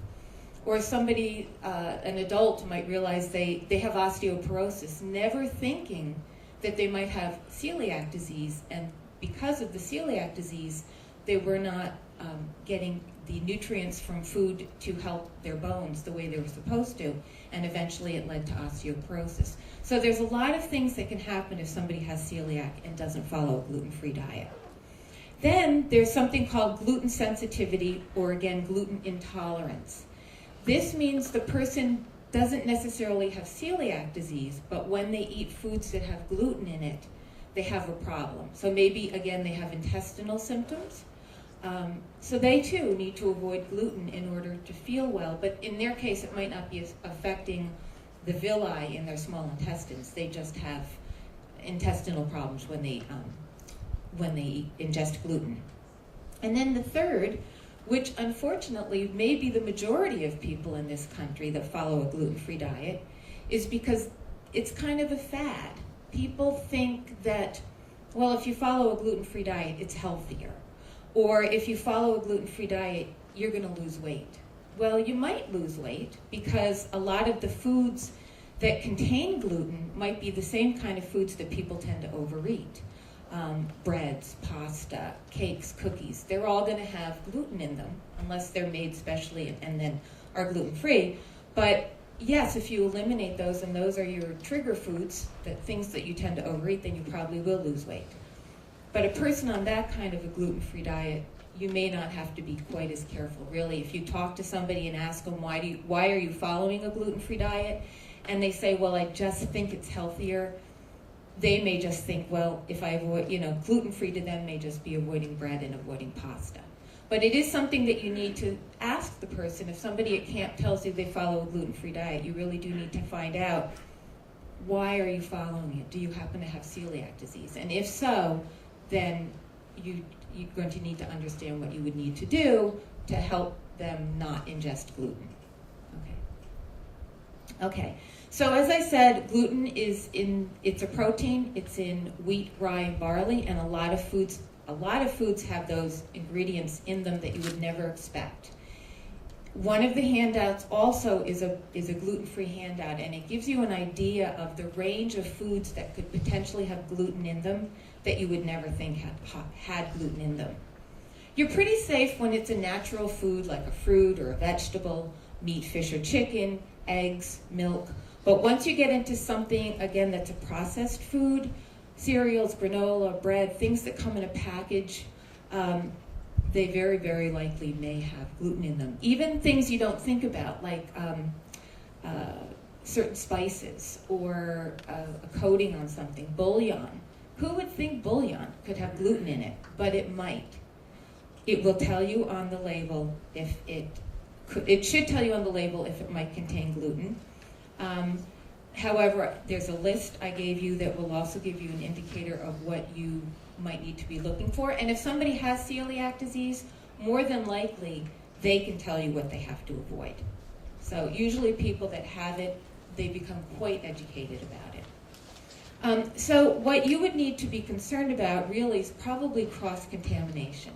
You might not be willing to say to somebody that you're going to be able to serve them gluten-free food. However, you can make the environment gluten-free, so it's easier for them if they bring their own food. And what that means is that any equipment or utensils that are going to touch the food that this person on a gluten-free diet is going to touch their food has to be clean. You cannot take tongs, let's say, from a salad that has croutons on it and then use those same tongs and give somebody plain salad because they can't have the croutons because they're on a gluten-free diet. That would be cross-contact. It's not cross-contamination, I'm sorry, it's cross-contact. You wouldn't want to serve them a plate of food after you've been serving other people because you may have touched food on somebody else's plate and then contaminated the plate of that person, that child, with something that had gluten. So cross-contact is what you would probably need to be concerned about. And to avoid that, any utensil, any cooking equipment that you were going to use to prepare food for that person has to have been well cleaned, has to have been cleaned with hot water and soap. If it's something like a fryer, you would have to completely clean it and put fresh oil in. If it's a grill, you'd have to clean it off well. I mean, think about it. You might have cooked pancakes or French toast earlier in the day, and then you might say, well, I could make this person a piece of grilled chicken. There would be no gluten on the grilled chicken. But if you used the same grill and hadn't cleaned it really well that you had cooked pancakes on earlier in the day, or a grilled cheese sandwich, that's cross-contact. This actually is the same for allergies. This cross-contact thing. Let's say you have somebody that's got an allergy to milk. Well, cheese has milk in it. So let's say you're going to make them a hamburger, and you've been making cheeseburgers, and you used the same spatula for a hamburger and a cheeseburger. Well, you probably wouldn't, because by the time you put the cheese on, well, anyway, let's say you accidentally touched the cheese and then you used it on the hamburger for the person that couldn't have dairy products. You've cross-contaminated. The heat is not going to kill that allergen, and the heat is not going to kill gluten. So you have to be really careful that there's no touching of a food that might have had gluten, or a food that might have had something that the person's allergic to, and then touching their food. Tables need to be sanitized. So even if you had a child that's on a gluten-free diet, or a person on a gluten-free diet, and they're going to bring their own food, the tables that they sit at need to have been well cleaned. You can't just use the same dish rag, let's say, and wipe all the tables down. The area where they're going to sit has to have been, really cleaned separately so that you know that there's not a little bit of gluten there that, and you're thinking, really what could it be? But a crumb of toast, a crumb of bread could cause them to have a problem. If somebody wanted to have toast, you couldn't use the same toaster for regular bread and gluten-free bread, because the crumbs that are still in the toaster could cross-contaminate or affect the gluten-free bread toast. So that's just an idea of the kind of precautions you would need to take if you want to ascertain that you're going to do everything you can for somebody on a gluten-free diet. And your hands need to be washed with soap and water, or anybody serving the food needs to have washed their hands with soap and water. Alcohol-based sanitizer is not sufficient to get rid of gluten on somebody's hands. And that's really the same with something that somebody might be allergic to. So soap and water is necessary in these situations. Okay? All right. You know, before I move on, is there anything in somebody's mind about gluten? Because there's more I could say, but there might not be more you necessarily need to know or want to know. Is there anything you can think of about gluten or celiac disease that comes to mind, or that you might have thought of before this presentation you always wanted to have an answer to? Well, you can always ask me at the end if there is. Okay, so vegetarian. Vegetarian really means avoiding foods of animal origin, but there's all different kinds of vegetarian, that people call themselves vegetarian for a lot of different reasons. So somebody might be a strict vegetarian, a very strict vegetarian, and avoid all animal products or foods that came from an animal, and then they're a vegan. But somebody could also be a vegetarian and be what's called a lacto-ovo-vegetarian. So that means they eat dairy products and they'll eat eggs, but they don't eat meat, fish, or chicken. Somebody could be a lacto-vegetarian, so they'll eat dairy products, but they won't eat eggs, meat, fish, or chicken. Somebody could be a semi-vegetarian, or I don't know how to say it in Italian, a pesci-vegetarian, but basically what that means is they might eat fish, but they won't eat meat. Or they might sometimes eat meat, but they mostly eat a vegetarian diet. So as you can see, people use the term very loosely, and it means different things to different people. Okay? Now, vegan means the person doesn't eat any animal products, nothing that comes from a face, something that had a face. Okay? So no meat, no poultry, no fish, no eggs, no cheese, no milk, no other dairy products. So even foods like refried beans that might have been made with lard, because lard comes from pigs. So a vegan would not eat something like that. Baked goods that might have a minuscule amount of albumin, which is part of an egg, or eggs, or butter, they will not want to eat that. Even margarine, which you would think, well, what's in margarine? Well, it might have whey, or it might have casein, which comes from milk, which comes from a cow. So they might not eat margarine. Nothing made with meat extracts. I mentioned bouillon when I was talking about gluten. Well, beef or chicken bouillon has meat extracts in it, so a vegan would not want to eat something that had that in it. Nothing made with gelatin, because it comes from animals, so no Jell-O. And some vegans avoid honey simply because bees make it. So, and there may be even additional items that vegans, for various reasons, will avoid certain foods. But that's a very, very strict vegetarian. And again, it would be something you would need to ask the person, how strict are you? What do you eat? Okay, next slide. Okay, so you might say, well, how is somebody on a vegan diet going to get enough protein? Well, you'd be surprised. They really can.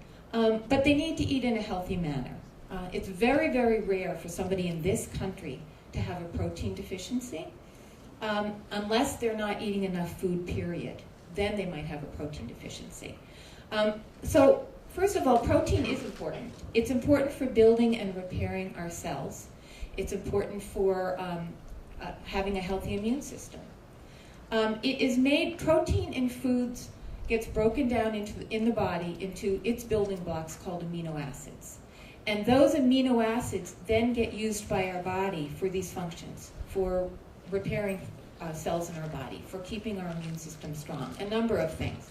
But it's not the meat, the protein in that form. It gets broken down into amino acids. Those are distributed in the body, and then as we need them, our body will take the amino acids that it needs and build the proteins that we need. Now, a lot of foods have amino acids in them, including vegetables, including pasta and other grains. So you don't, nuts, beans, seeds, you don't necessarily have to eat meat, fish, chicken, or dairy products to get the amino acids that you need. If you eat a healthy diet, if you eat enough food so that you're not losing a lot of weight, and if you eat a variety of foods. If you do that, you can be a vegan and be perfectly healthy, get just fine amount of protein. The next one. Okay, so I'm going to go through this one really quickly, but I just want to point out to you, we don't necessarily need as much protein as a lot of people think. In this country, we're kind of obsessed about protein.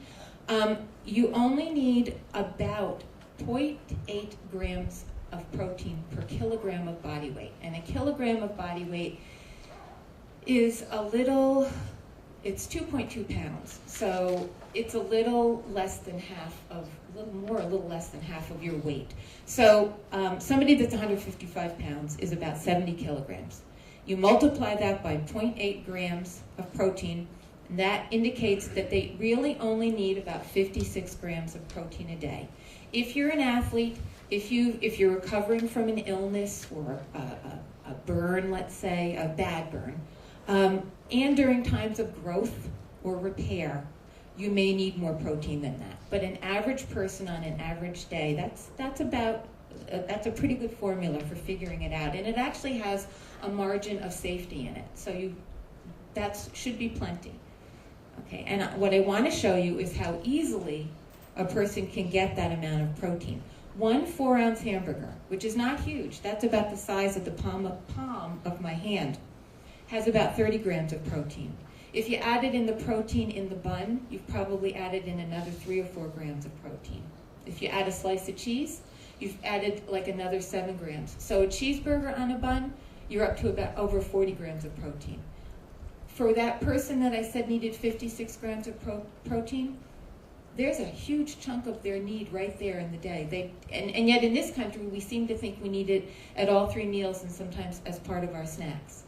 An egg has 6 grams. A cup of milk has 8 grams. But a cup of beans or lentils has 14 to 18 grams of protein.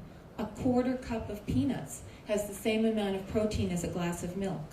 A cup of spinach has almost as much protein as an egg. And I use the word protein because it all boils down to the fact that it's got the amino acids, so it can be called that. So that's why a vegan or a vegetarian, if they eat a variety of healthy foods, they really can get an adequate amount of protein, that we don't necessarily have to eat meat, fish, or chicken. Okay. So I just wanted to inform you what the various words meant, why some people might follow a gluten-free diet, and a little bit, again, about what a vegetarian is, what a vegan is. Are there any questions? No? You did a great job. Thank you.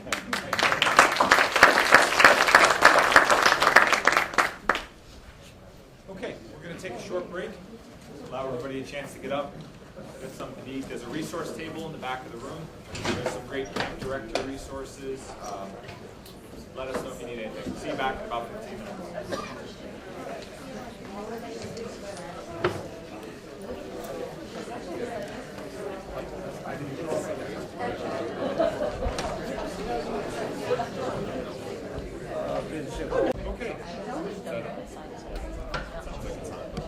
Okay, I want to remind everybody, in your packets we have an evaluation form that we ask that you fill out throughout this morning's presentations, not only to let us know, how we did today, but more importantly, what you'd like to see next year. I've had some great conversations with people over the break about some topics that hopefully we can work to bring. This is all about bringing trainings that are meaningful to you folks, and so next up, where's Mike? There he is. We have Mike Luke, who's going to present some information on preparing for emergencies. So please welcome Mike. Thank you, Sean. Good morning, everybody. Yeah, I'm going to talk to you about sewage leaks and water problems at your camps. But before I do, I just wanted to ask you guys to please don't be afraid to call us in an emergency at your facility. Keep our phone numbers handy, program into your cell phones, and don't think we're going to run out there and write a bunch of violations and close you down, call you for a hearing, make you pay a fine. If you're having an emergency, we want you to stay open, but we just want you to do it safely. So contact us right away if you can, and work with us. Listen to our suggestions. and we're trying to do everything we can to keep you open during the problem.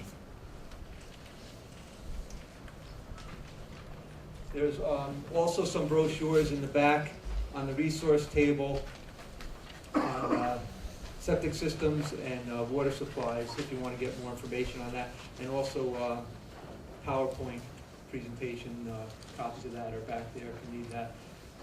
Sewage. What's sewage? Does anybody want to take a stab at a definition of sewage? Dive in? What's that, Pat? Does anybody want to dive in? Yeah, just dive in. Well, according to the health department and the sanitary code, sewage is wastewater. A lot of people think that sewage is just what gets flushed down the toilet, but there's a whole lot more that's involved with sewage. And basically anything that goes down any of your drains in your facility, any water that you use for washing your hands, rinsing off food, mopping, cleaning out a grease trap, basically dirty water, gray water, wastewater. It's all sewage, and it is a public health violation if you guys have any sewage on the surface of the ground during our inspections. Bacteria, a lot of bacteria in sewage. Can anybody name a common bacteria that you might expect to find in sewage that could cause a problem? E. coli. E. coli, right? There's salmonella and too many bacteria to name, but that's one of the reasons why sewage is a problem. Viruses, there's a lot of GI or gastrointestinal viruses like norovirus, Norwalk virus, stuff like that in sewage. And there are parasites like Giardia, Cryptosporidium, and amoebas. We mentioned earlier, sewage is a public health hazard, and what's an imminent public health hazard?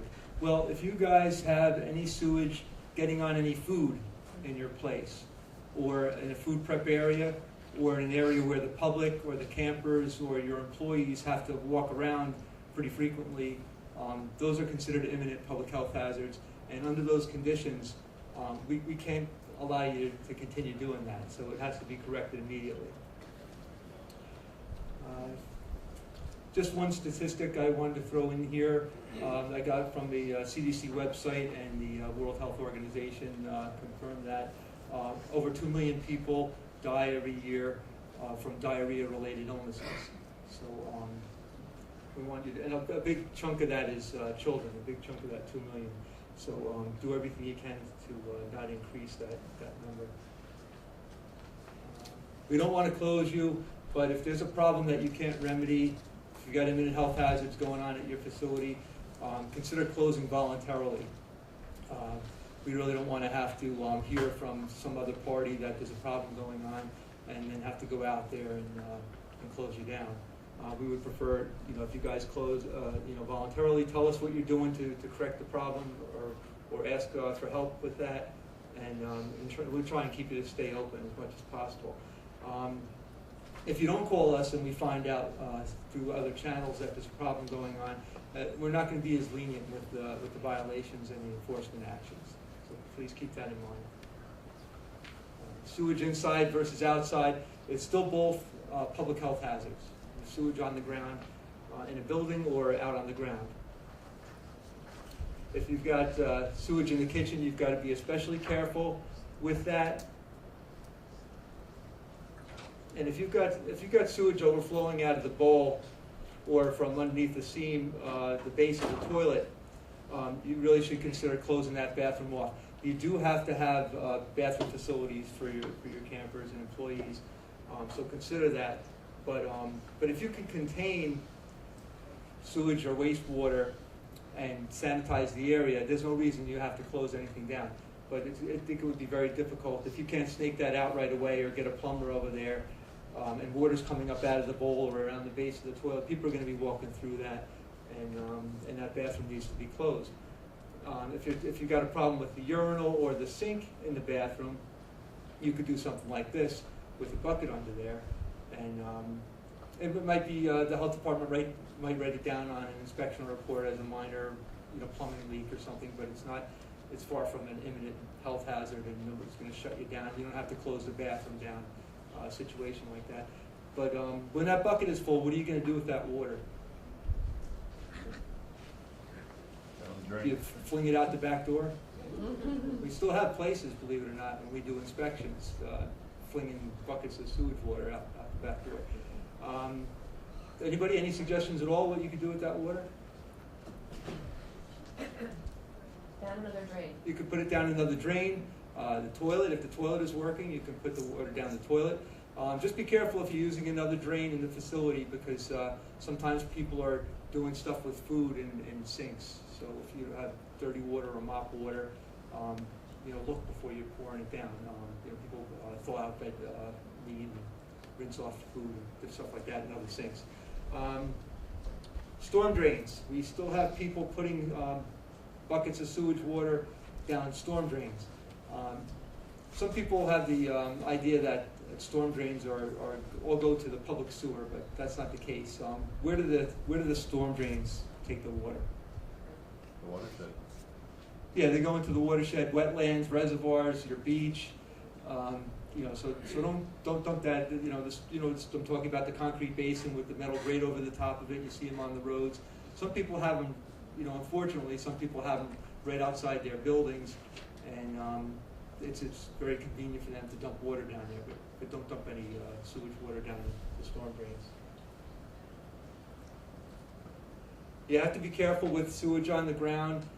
People are walking through it. They're going to touch their feet at some point, their shoes. It's going to get on their hands, and they're going to put their fingers in their mouth.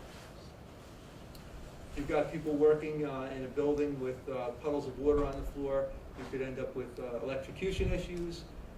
Sewage is corrosive and a conductor of electricity, so you can end up with fire.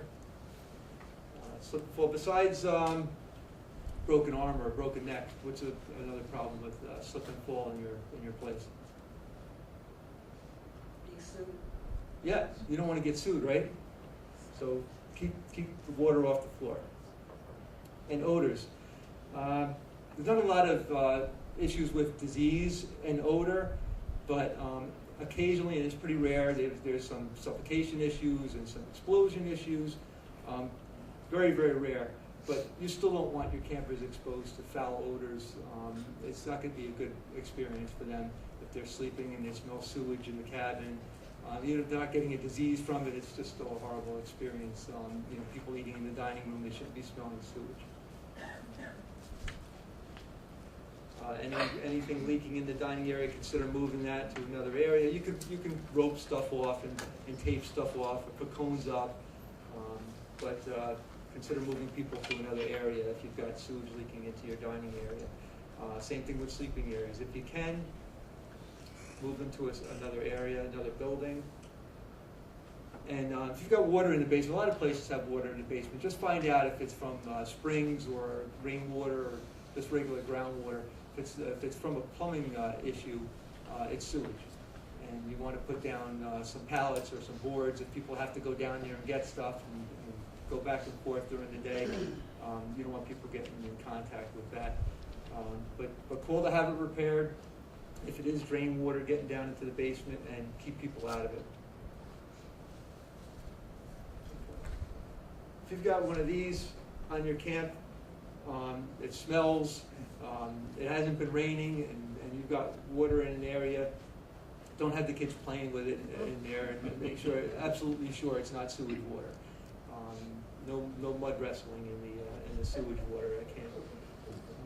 If we see something like this, it's a red flag, and we may do a dye test on your buildings. Basically, we have a green dye that we can flush down the toilet.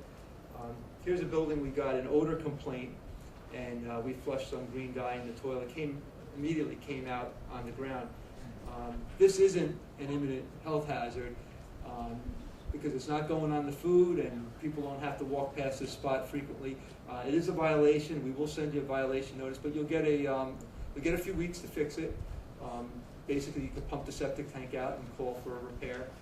But it looks pretty bad, but this isn't something that will shut you down. You can get some cones or some signs and put them around a problem like this and just keep people away from it.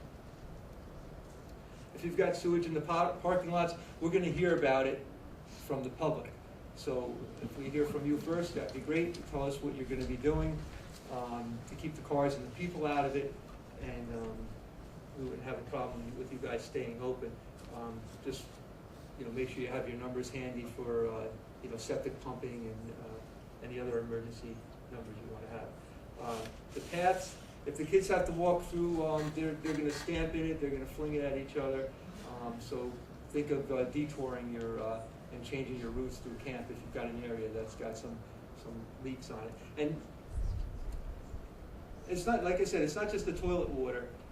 And we see this a lot at camps, and we're pretty lenient with it. But just keep in mind that when you have a sink that just goes to nowhere on the surface of the ground, it just doesn't go to any kind of septic fields or anything, or water fountains. I see this during my camp inspections. You wash your hands and the water just comes out the bottom of the sink and splashes all over the floor. It's not the end of the world, but it is a public health hazard. We'll keep that in mind. Cleaning up, if you guys shovel up and triple bag any solid materials and use bleach and water on it, and you can contain it, that's fine. If it's outside and it dries in the sunlight, or just over time it dries out, it's not going to be infectious and it's not a problem. Call a plumber if you've got stuff on the inside going on, septic contractor on the outside. If you're modifying the septic tank or any part of the septic fields, you need a permit from the health department. And remember, pumping the septic tank right away can buy you guys some time and keep us off your back. All right, any questions on that? Okay. Water issues. Not having any water is a public health hazard. And what do you need water for? Stay alive. You need to wash your hands, and you need to flush the toilets, and you need to clean and sanitize, right? So we're not going to be happy if some of the campers' parents call us and say there's no water at this camp. So call us right away. And if you have partial water, we don't care if you're lugging water all over the place in there. If some of the areas don't have water, bring it there. It's not a problem. You just have to be careful. Like I said, if you're using, sharing sinks with multiple purposes, with mop water and kitchen and food prep, just be careful you're not doing anything that's going to contaminate. And in the process of bringing water to different areas, keep in mind if they're going to be drinking the water that it has to be clean and safe. When you're traveling, the containers that you're using to put it in should be sanitized and call us, like I said, let us know what's going on. We're not going to close you, but take our advice, and we'll try and keep you open. Get water from another source if you can. If you have a total loss of water, it has to be an approved source. You can get a truck, you can get bottles, and like I said, we'll be very lenient with you guys if you call us and ask for help on it. Contaminated water supply is an imminent health hazard. So make sure you call the health department and let us know what you're going to do. If you go in and you smell chemicals or sewage in your water, and that's something new that you haven't seen in the past, you can't just boil that out, the chemicals, and use the water anyway. If you have a bacterial issue, the health department may give you permission to boil the water and use it, but we'll also ask you to have bottled water and packaged ice on site for drinking water. We'll probably have you put signs up on all the taps for people to not drink the water. And our signs, if we have to put signs up down there, they're going to say by order of the health department. And if you guys do stuff voluntarily, we're not going to make a big deal about what you write on your closed signs. If the building is closed, you can write whatever you want on the sign. If the health department has to do it, it's going to say closed by order of the health department, and you may not want people seeing that stuff.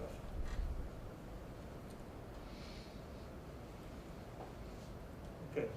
Any questions on that? All right, thanks. Next up is Lisa. She's going to talk about power outages. Thank you, Mike.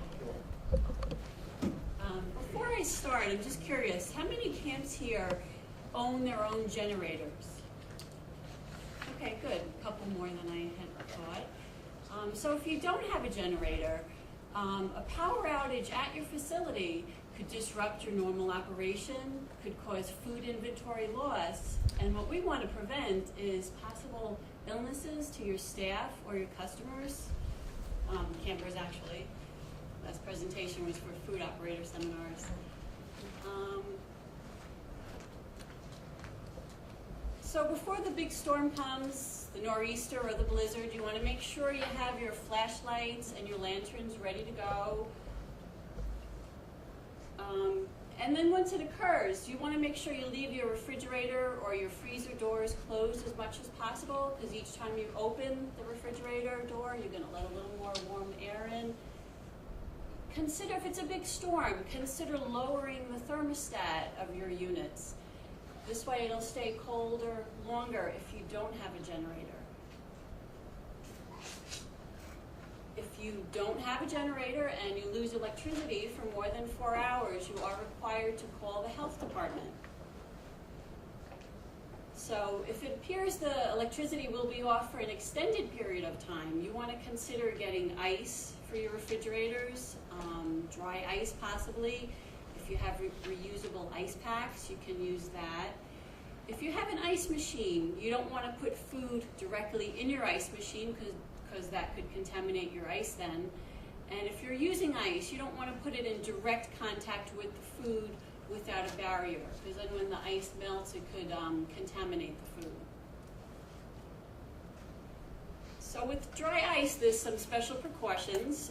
Dry ice is a solid at room temperature, and it off-gases carbon dioxide. What temperature do you think dry ice is? Any idea? Anybody want to guess? No, it's really cold. Minus 109.3 degrees Fahrenheit. So because of that, you definitely want to make sure you don't use bare hand contact with it.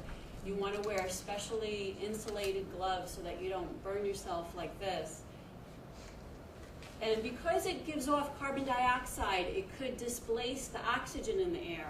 So if you're using it in a walk-in refrigerator, you want to make sure that you don't overload it too much with the carbon or with the dry ice.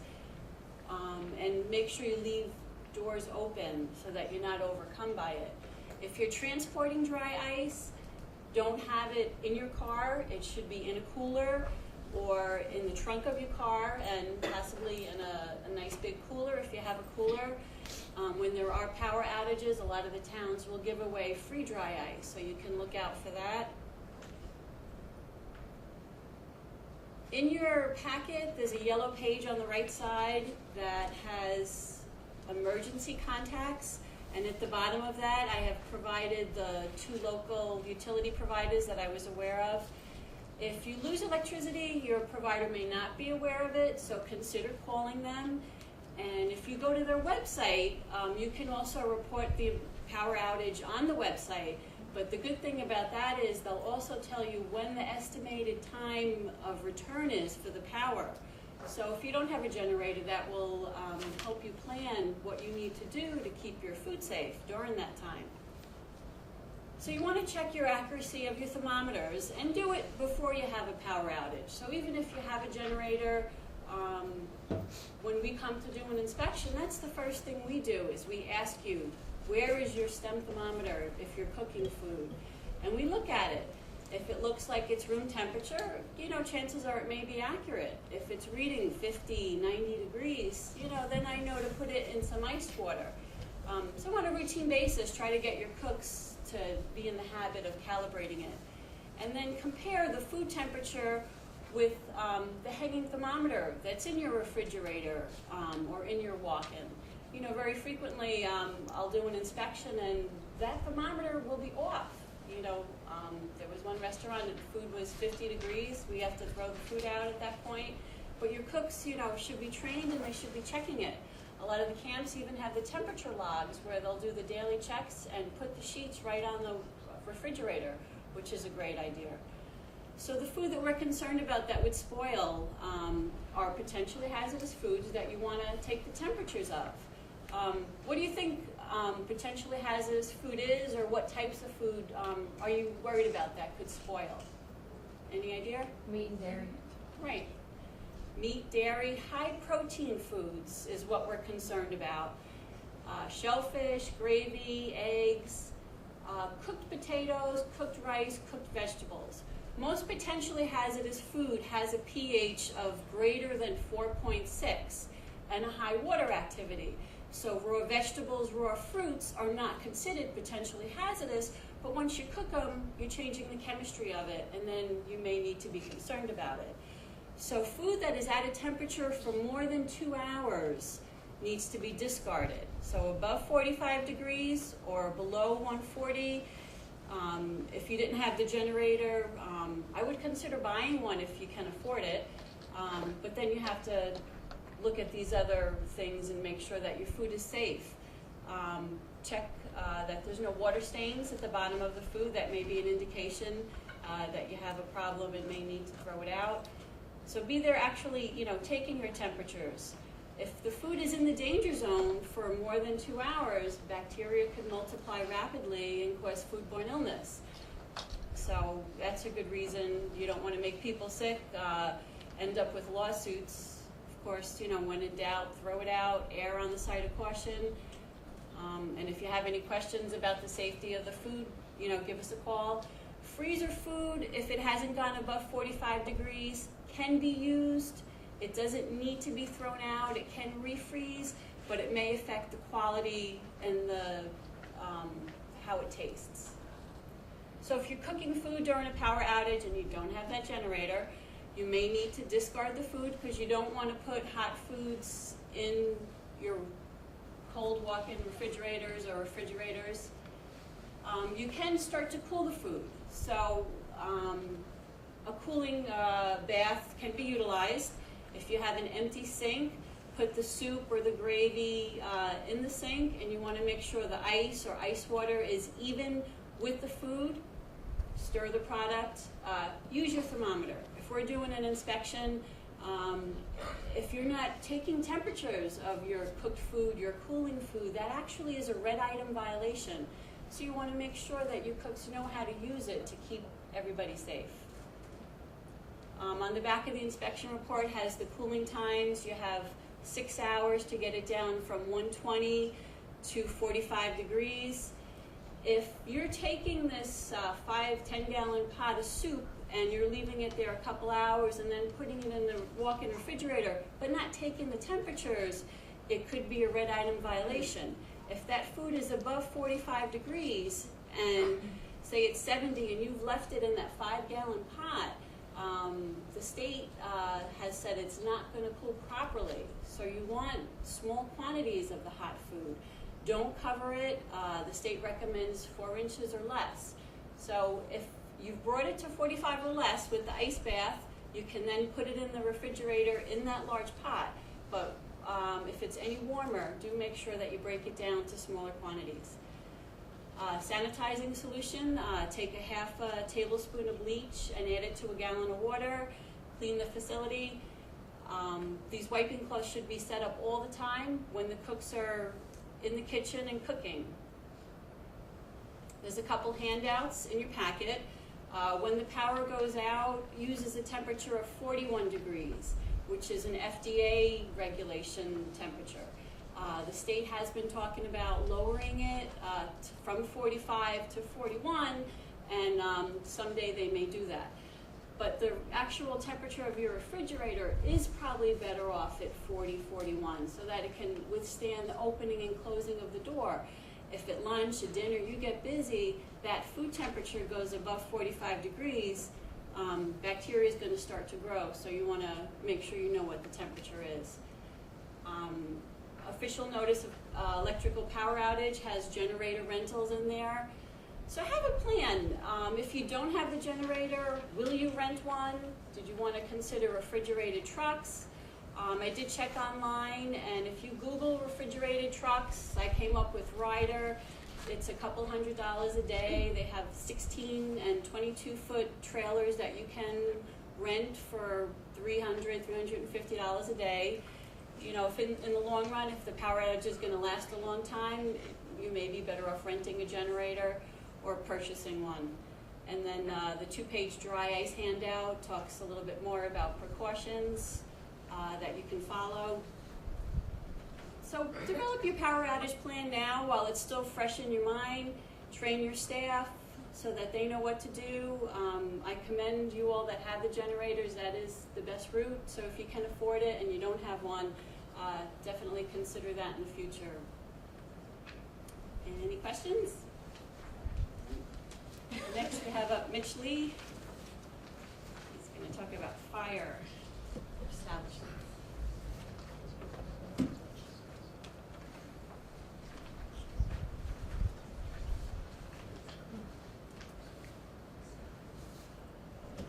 Okay, I'm going to be talking about fire safety at your camps. First is fire prevention. You want to make sure you check your fire prevention equipment, including smoke detectors. If you have an overnight camp with sleeping units, you have to have a smoke detector installed on or near the ceiling. Check your fire alarms if you have them. Fire extinguishers, the gauges, and the tags. Check the expiration dates of the tags. Check your exit signs and emergency lighting. Here, this is a combo unit with the sign and lighting attached, and a lot of them have a button on the side right here that you can press to make sure that the lights are working. Periodically, the bulbs burn out. They may need to be replaced, or you may need to replace the batteries if they're not hardwired. And then check your exits and your means of egress. So here we have an exit. You want to make sure that it's not blocked or obstructed with furniture or anything like that. Make sure that the door opens in the direction of the exit or the egress. Make sure you don't have any locks, bars, bolts, hooks, and eyes that can lock against the egress. You want people to be able to get out easily and in one smooth motion, just open the door and go. Here's, if you have an overnight camp, typical bunk, sleeping units. You want to make sure your campers aren't obstructing any exits with luggage, baggage. When they come in at the beginning of the summer, they like to rearrange furniture in the bunks. Make sure they're not blocking any exits. And in general, make sure they're not creating any tripping hazards in the middle of the floor with personal belongings, suitcases, clothing, things like that. Also make sure that you're doing your fire drills and you're keeping a log of that. Fire drills have to be done within the first 48 hours of each camp session, and then periodically after that, depending on what your safety plan says. I think everyone's doing a pretty good job with that. I don't think there were any issues from any of the camps that I went to last summer. And check for electrical safety. Check your outlets. You want to make sure you don't have any uncovered outlets like the one in this picture. Wiring, electrical fixtures, and check extension cords. You don't want a big mess of extension cords plugged into power strips, plugged into extension cords, and so on. These create a tripping hazard and can be an electrical fire issue. Okay, moving on to kitchen fire safety. If your camp has a kitchen, a dining hall, here's a typical cook line and fire suppression system. And I'll play a video that's not probably applicable to everybody here if you don't have a dining room or a kitchen, but the general concepts of checking your fire safety equipment are the same.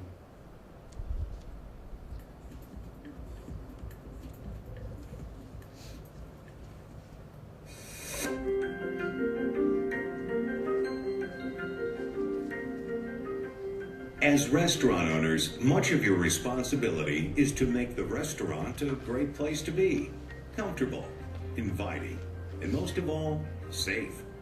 Nothing could ruin an evening out more assuredly than the outbreak of a sudden, dangerous fire.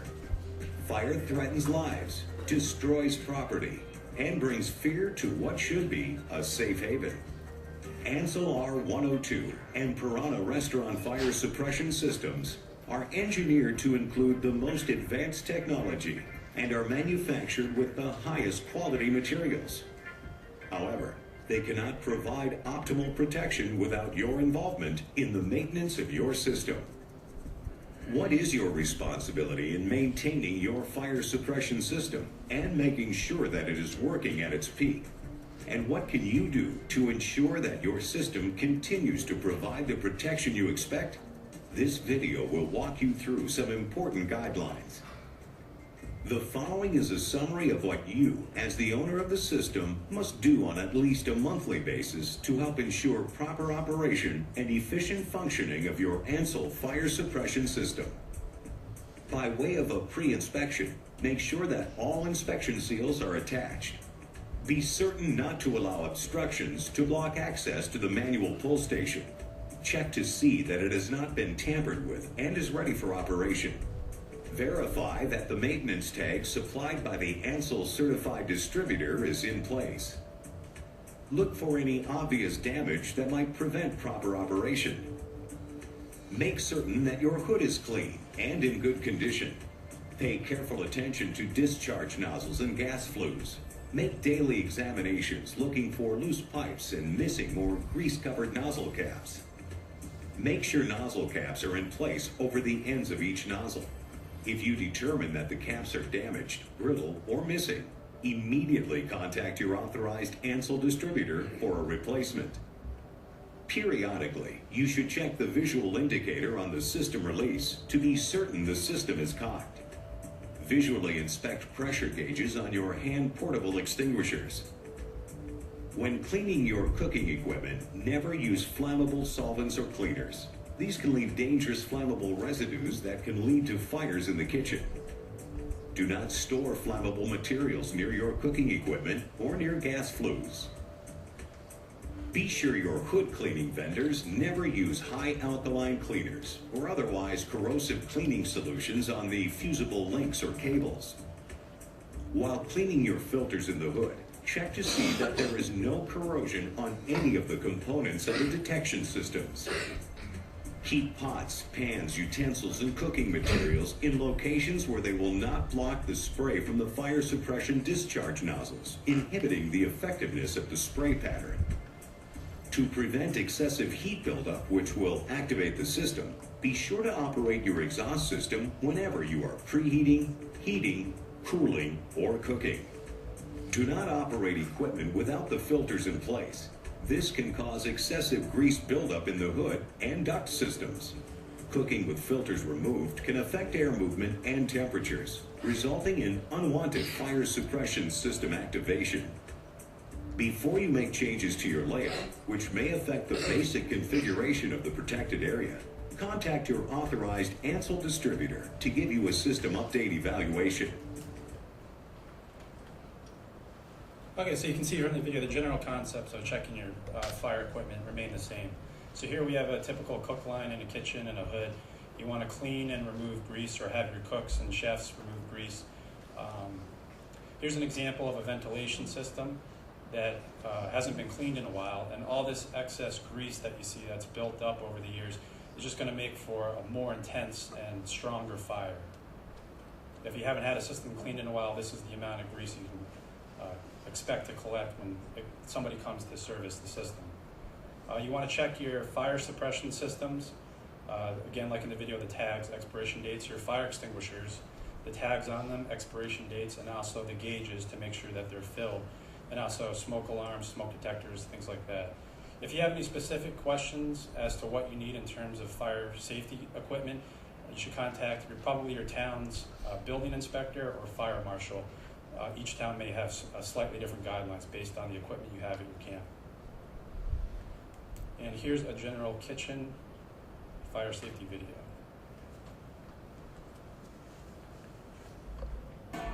Thanksgiving is known for more than just turkey and stuffing. Unfortunately, it is also the top day of the year for cooking fires. Consumer correspondent Susan Copeland is here with some advice to keep you and your family safe. Good morning. Good morning, Harry. Cooking fires are the leading cause of home fires in the U.S., and you are 3 times more likely to have a kitchen fire on Thanksgiving than any other day of the year. So we're about to show you the do's and don'ts of handling a grease fire. In just minutes, an entire house can go up in flames, and most of those fires start right here, the kitchen. Cooking fires cause more than 460 fire deaths each year and more than $700 million in property damage. All it takes is a few minutes of not paying attention to the stove and what's going on in the kitchen to have a cooking fire start. Grease fires that get out of control are one of the main culprits. To see firsthand just how out of control they get, we went to the State Farm Building Technology Research Lab outside of Chicago. State Farm researcher John Donovan is an expert in grease fires. With firefighters standing by, he helped us set a pan on fire to show us what not to do when it comes to a kitchen fire. I don't think most people are prepared to deal with a cooking fire in their home. You might think water is the best defense, but not when it comes to a grease fire. Just watch what happens when John throws a small cup of water on the pan. The flames double in size almost instantly. Well, the worst thing you can do with a grease fire is put water on it. And here's what happens when John tries to smother the fire with a wet towel. Again, the fire becomes more intense. There's the potential to not get it on all the way. You're still going to have a fire going. There's potential to drag that pot off the stove. Even using a fire extinguisher that is water-based can have disastrous results. Just look. Flames shoot to the ceiling. What you need is a dry chemical fire extinguisher, specifically designed to deal with grease. Pull the trigger and empty the extinguisher onto the fire. You can see here how it puts out the flames in a matter of seconds. Here's something else you can do. If the flames are small enough, carefully put a lid on the pan and turn off the heat. And once that lid is on, don't remove it. Watch what happens when John does just that. As long as that burner's on, it's going to continue to heat that oil, and eventually it's going to burn around whatever lid's on there. Very important to get it shut off. If a grease fire is left alone, even for a few minutes, your whole kitchen can go up in flames. We let this pan burn. Within 30 seconds, the flames had reached the vent. At 1 minute, the cabinets were on fire. 2 minutes, the stove and cabinets were fully engulfed, and flames were at the ceiling. At 3 minutes, firefighters knocked the fire down. 10 or 15 minutes, you could have a fully engulfed kitchen. Happens very quickly. And you should never try to carry a burning pan out of the house. And if you happen to have an oven fire, the best thing to do is turn off the heat and keep that oven door closed. And obviously, don't leave your food that's cooking unattended, and call 911 if you have a fire, Harry. Now, some people think, well, I'll just throw something on the fire. Water, of course, never ever. But what about something like baking soda? Baking soda can put out a fire, but it's not recommended. Right. So firefighters, fire experts say don't try to do it because you have to be perfect. You have to put a lot on. Mm-hmm. So in an emergency, you need to move fast, and it's probably not the best idea. And the real answer is they have some of this sort of stuff right in your house, or right, in a place that's very easily accessible in your kitchen. Right. Have a fire extinguisher nearby. We have a few examples here. This is Tundra. The first one is $25 for a 2-pack. It's a very simple bottle. It almost looks like a hairspray bottle. Very easy to use for anybody who's maybe a little unsure about how to use a normal fire extinguisher. Also, the middle one, it's white. It's made for the kitchen. Some people don't want that big red fire extinguisher in their kitchen. That one is white. That's your designer fire It's your designer fire extinguisher. And then the third one is your traditional fire extinguisher. And you should always make sure that the fire extinguisher you're picking has A, B, and C. It's good for all fires, including those grease fires. There you go. Susan Copeland, thank you very much.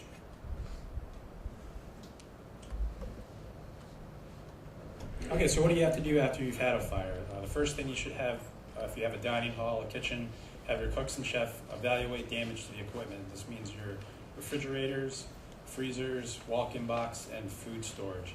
And as Mike said in his presentation, give us a call whenever you have any type of emergency, and we'll offer all this guidance. We'll come down to your facility, your camp, and go through everything with you. So here we have a typical walk-in box. You want to check to make sure that it's getting power. Check the thermometer on the outside and any thermometers you may have on the inside to make sure it's holding temperature. Check these ventilation fans to make sure that the cold air is getting circulated. And actually take your stem thermometer and check the temperature of some food items inside the walk-in box to make sure it's doing its job. Check for actual food contamination in your food storage areas. You could have contamination from soot and debris from the actual fire itself, from any fire suppression chemicals or fire extinguisher fluids or anything like that, foams. And then flooding from sprinklers or perhaps firefighters using fire hoses. So here in this picture, we have a food storage area. Is it possible that maybe this water or this area was flooded with water and these carrots on the bottom here on the bottom shelf were submerged underwater? So check for signs such as staining or debris. Any food that's contaminated should be discarded. Can anybody guess where this picture is from? This is actually Venice, Italy, where flooding is pretty common, and this is a restaurant that's operating. So they're used to this, but something like this wouldn't fly in Putnam County. You'd have sewage and everything mixing up with that flood water.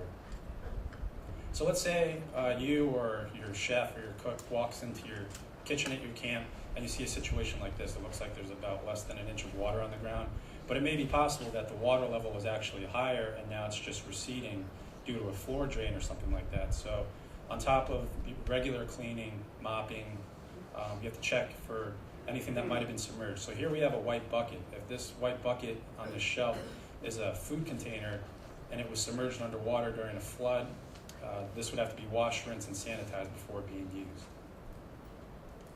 And then check the actual food itself. Were you able to maintain proper temperatures for your food during and after the fire? Use your STEM thermometer.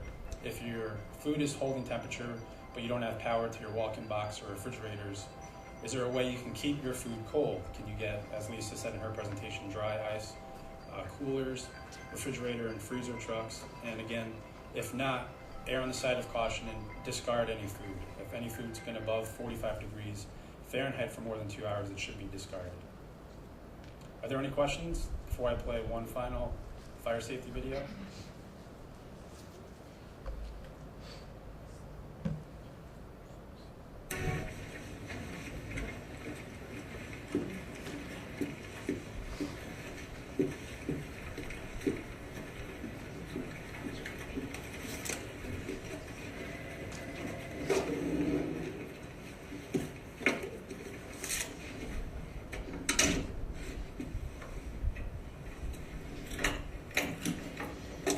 Last week I gave a fire safety talk, and nobody paid any attention. It's my own fault for using PowerPoint. PowerPoint is boring. People learn in lots of different ways, but experience is the best teacher.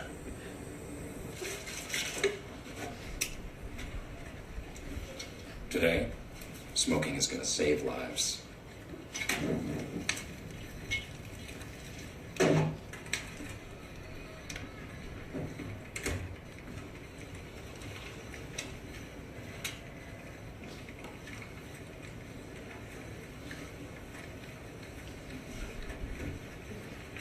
Does anyone smell anything smoky? Did you bring your jerky in again?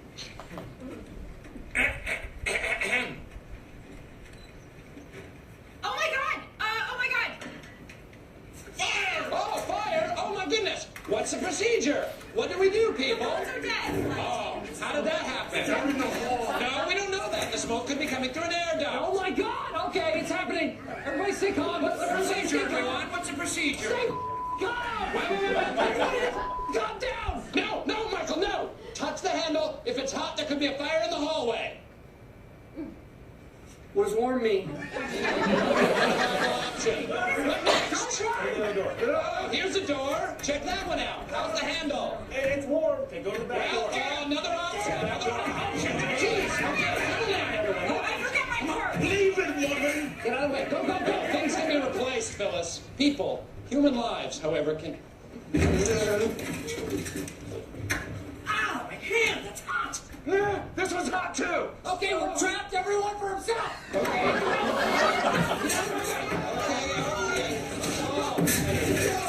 Have you ever seen a burn victim? Okay, procedure. Exit option. Where do we go, folks? What, use how much to cover the mouth? A what? A rag, a damp rag, perhaps. Let's remember those procedures. What are the exits? Okay, that's the wrong way. We've already tried that. Remember your exit points. Exit points, people. What's next? Huh? Stay alive. I'm getting help. Pull me up. You're too heavy. I only weigh 82 pounds. Say bandit. 911. Anyone? 911.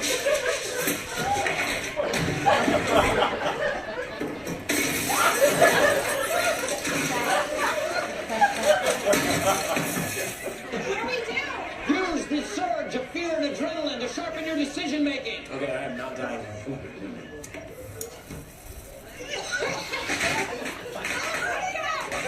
The fire's shooting at us!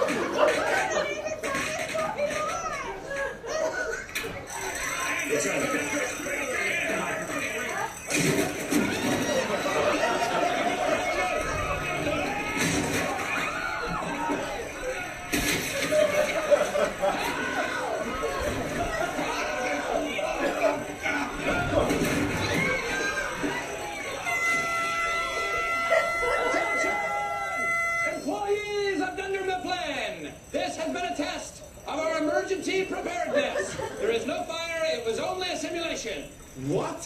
Fire, not real. This was merely a training exercise. What have we learned? Oh, come on. It's not real, Stanley. Don't have a heart attack. No. We're not dying. Stanley, you will not die. Stanley, Barack is president. You are black, Stanley. I'm going to give him mouth to mouth. No. Don't give him mouth to mouth for this. You gonna swallow something? Open your mouth. Michael. Swan, don't swallow it. I'm fine. Leave me alone. Save it.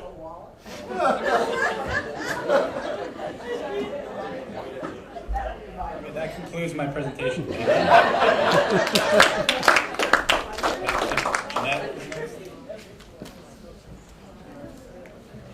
Isn't that the way everybody does their staff training? Well, we hope that this presentation got you thinking about emergency preparedness before the event, so that we can, avoid these sorts of things, especially that video. Next up, we had some requests for some information on immunizations and some medical concerns that people had from last year. So I'm going to invite up Jeanette Baldanza, who many of you may have met through the camp inspection. She is one of our public health nurses, and she comes out. Sorry? Yeah, we're going to put the light on. We're actually going to put the spotlights on you. So, go to full power here. No, Jeanette, it's warmer underneath the spotlight here. But anyway, Jeanette's going to go through some of the medical issues that you have asked questions about over the last year. Hi, everybody. And wasn't that a great act to follow? That was really, really good. One of the things I wanted to mention is that, of course, the best protection against any vaccine-preventable disease is going to be vaccination of all the individuals that will be working or attending at your camps. Okay? You should have this handout in your folder. Okay? And it talks about reporting details. So most vaccine-preventable diseases are reportable by law, and often even just one case can be considered an outbreak. So that happened to us just recently, where we at the health department had to investigate a possible measles outbreak, and it was just on one case. So whatever you need to do is we really want you to report at the first sign of illness. Don't delay calling us and letting us know. So if any of these diseases, you should have a list on, let me send it to you over here, is suspected, we want you to notify us immediately, and those delays in reporting is when it's been led to larger outbreaks at camps. Okay. So the recommended immunizations for campers are, of course, that we want you to maintain camp records on all of your campers. Okay.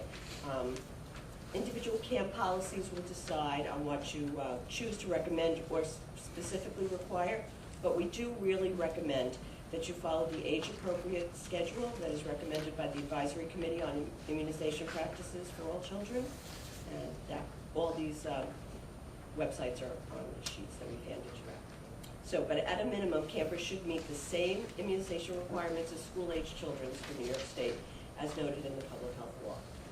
Okay, so, and in New York State, I'm sure a lot of you with overnight campers know that we have the notification of campers and parents about the recommendations and the availability of the meningococcal vaccine for all campers who might be attending overnight camps for a period of 7 days or more. So there's a form that they should fill out and sign. And, it is in their judgment that either the child could be too young to be immunized or that the parents have decided to opt out on that immunization. So immunizations that are routinely recommended are 2 measles, mumps, and rubella vaccines, 1 tetanus, diphtheria, and acellular pertussis, which is the Tdap vaccine, and you want to have boosters within 10 years, and 2 varicella vaccines, okay, because those are the ones that are probably going to affect you if you're going to have an outbreak.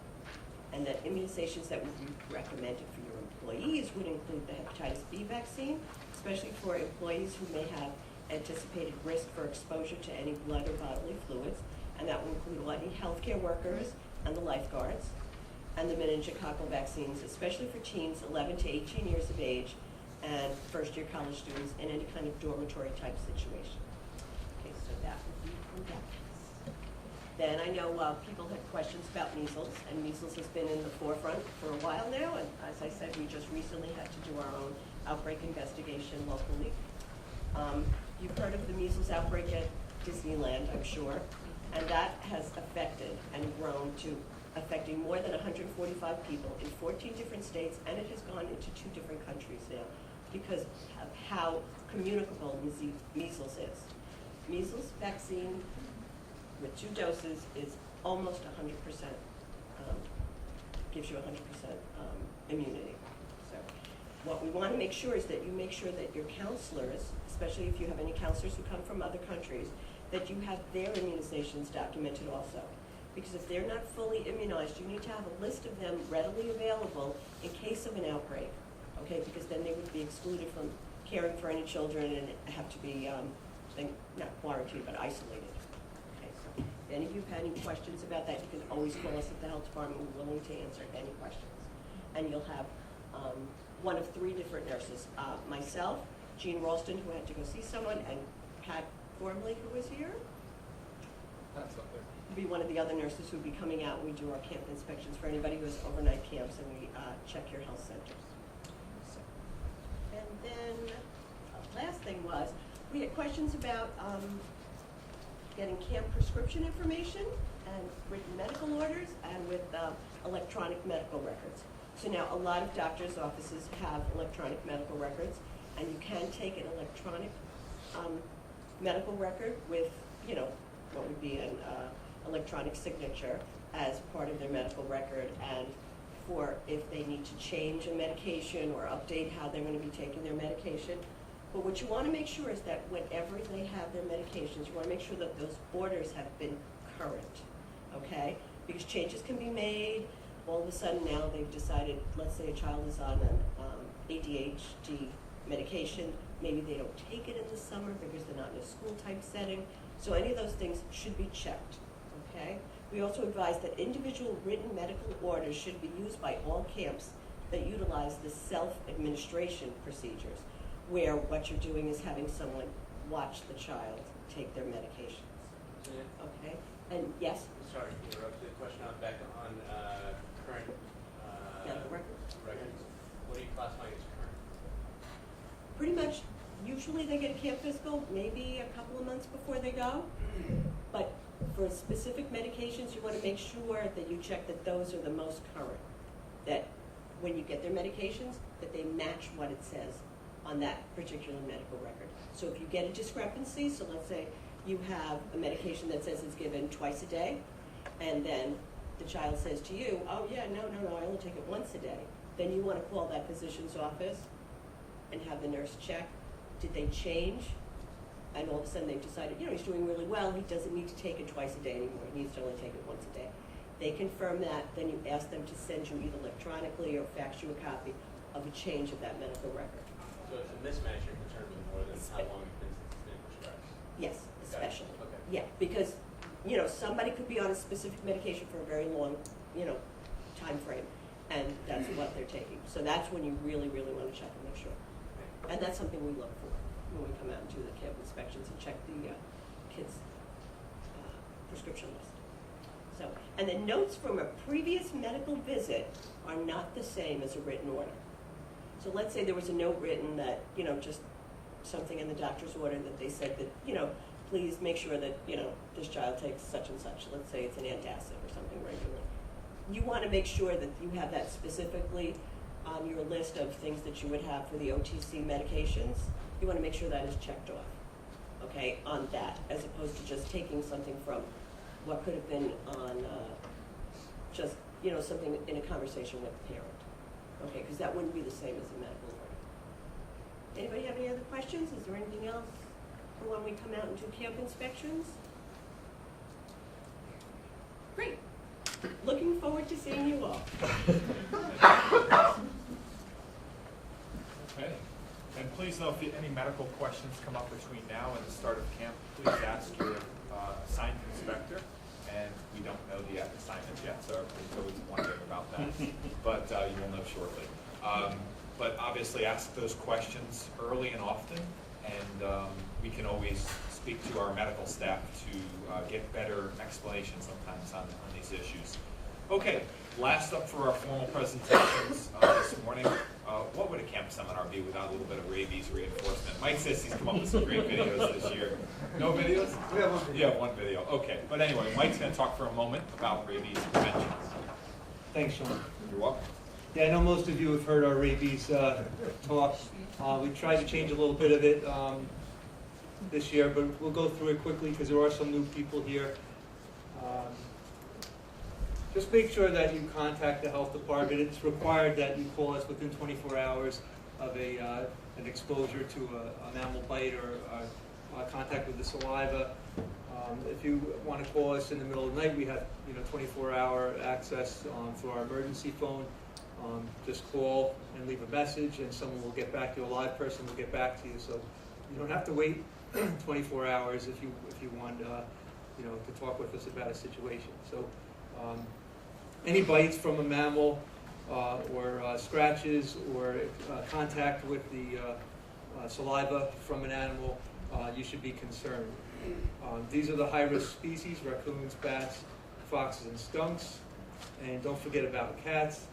A lot of people want to pet cats, and cats do get rabies. And I wanted to mention, I don't know if you saw on the back resource table, there is a flyer for a trap, neuter, release program. So if you guys are having any issues with feral cats on your property, contact Mary Ann Burdick. She's also the supervisor for rabies program as well as the camp program. And she's the contact person for the trap, neuter, release program. So don't forget the resource table in the back. Last year we had 2 raccoons and a bat test positive for rabies, and we had no exposure incidents at camp, so good job to you guys. Why are we concerned about bats? Besides being one of the high-risk species, bats have small teeth. They're small. You may not know if you're bitten, and you may not be able to see if there's a bite. Bat capture kit.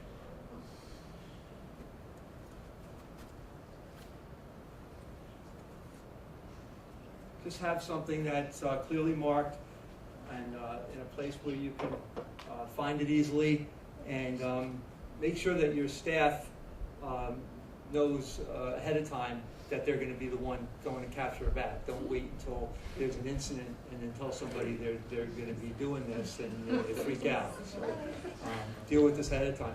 These are the things that you need to have in your bat capture kit. And if you turn the lights on, close the windows, close the doors, wait for the bat to land, don't chase it around with sticks and swatting at it. Just have your container, put it over the top of the bat when it lands, and put a lid over the top of that and tape it closed. We have a video on Capture the Bat. This is available on the county website, so if you want to show this to your staff during orientation, you can do that. My name is Robert Rudd. I'm the director of the State Rabies Diagnostic Laboratory.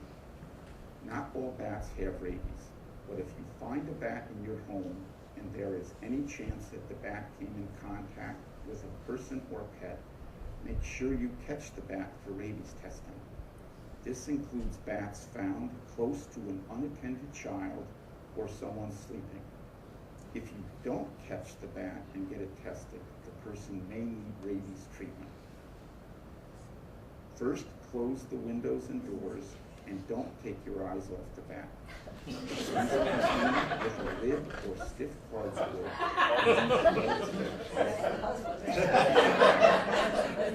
When the bat lands, approach it slowly and place the container over it. Slide the cardboard under the container to trap the bat inside. And cover or tape shut. Use 3 rolls of duct tape. Contact your local health department to have the bat tested for rabies at the state lab. By catching the bat, you can reduce your risk of rabies and avoid unnecessary rabies treatment.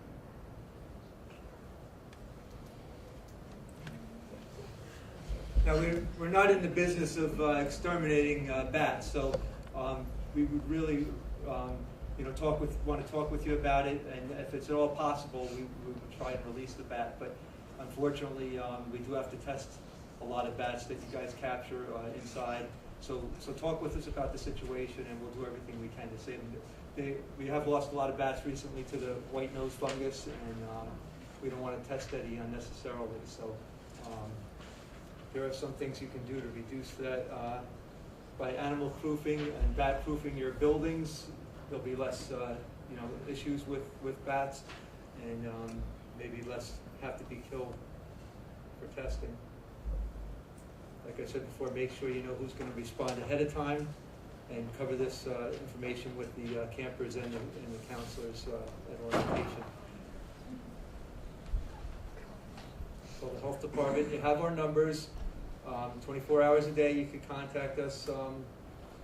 Dial our regular health department phone number and dial extension 3. And this is my contact information. If you can't reach me, keep trying to reach. There are other rabies staff people at the department, and like I said, Mary Ann is the supervisor for the rabies program. You can talk to her. Any questions? Great, thank you. You have a video from the office. Mike mentioned that about speaking to us when you have a bat or a rabies situation. Recently, we had some good news.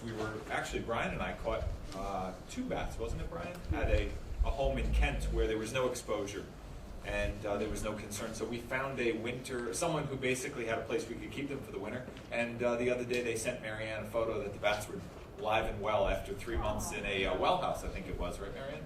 So once in a while we are able to rule out any concerns for rabies exposure. As Mike said, we are not in the extermination business. We don't like euthanizing bats unnecessarily, but certainly when it comes to the concern for human exposure versus the bats usually lose. But it is with the understanding and the idea that we are not trying to unnecessarily test bats for rabies. When you have a camp full of children and you have a bunk and a bat flying around, it's much better to test that bat and be sure than to have 20 and how many. We've had as many as 20 or 30 people go through unnecessary rabies treatment, correct? 70-something was our highest. How much? I think it was 74 treatments at one camp. It goes back many years ago. 74 treatments. And in some cases, some of our camps have developmentally disabled campers, and that's certainly a concern. So the message that Mike sent should hopefully be loud and clear.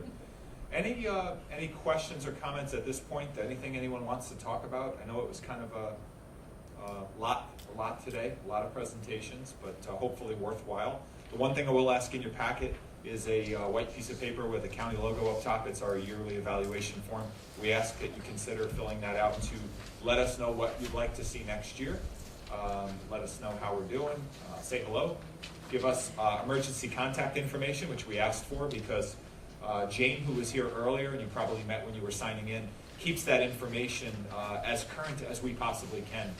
We use that not really just to pester you, although it might seem like it sometimes, but we use that to send out notices like recalls, for instance. Could be a food recall, it could be a safety recall, but that's the kind of information that we like to gather to be able to contact you in the most efficient manner possible. So if it's sending a fax, which very few people like these days, but more often than not it'll be email, please provide that information. We will use that to get the word out when we need to.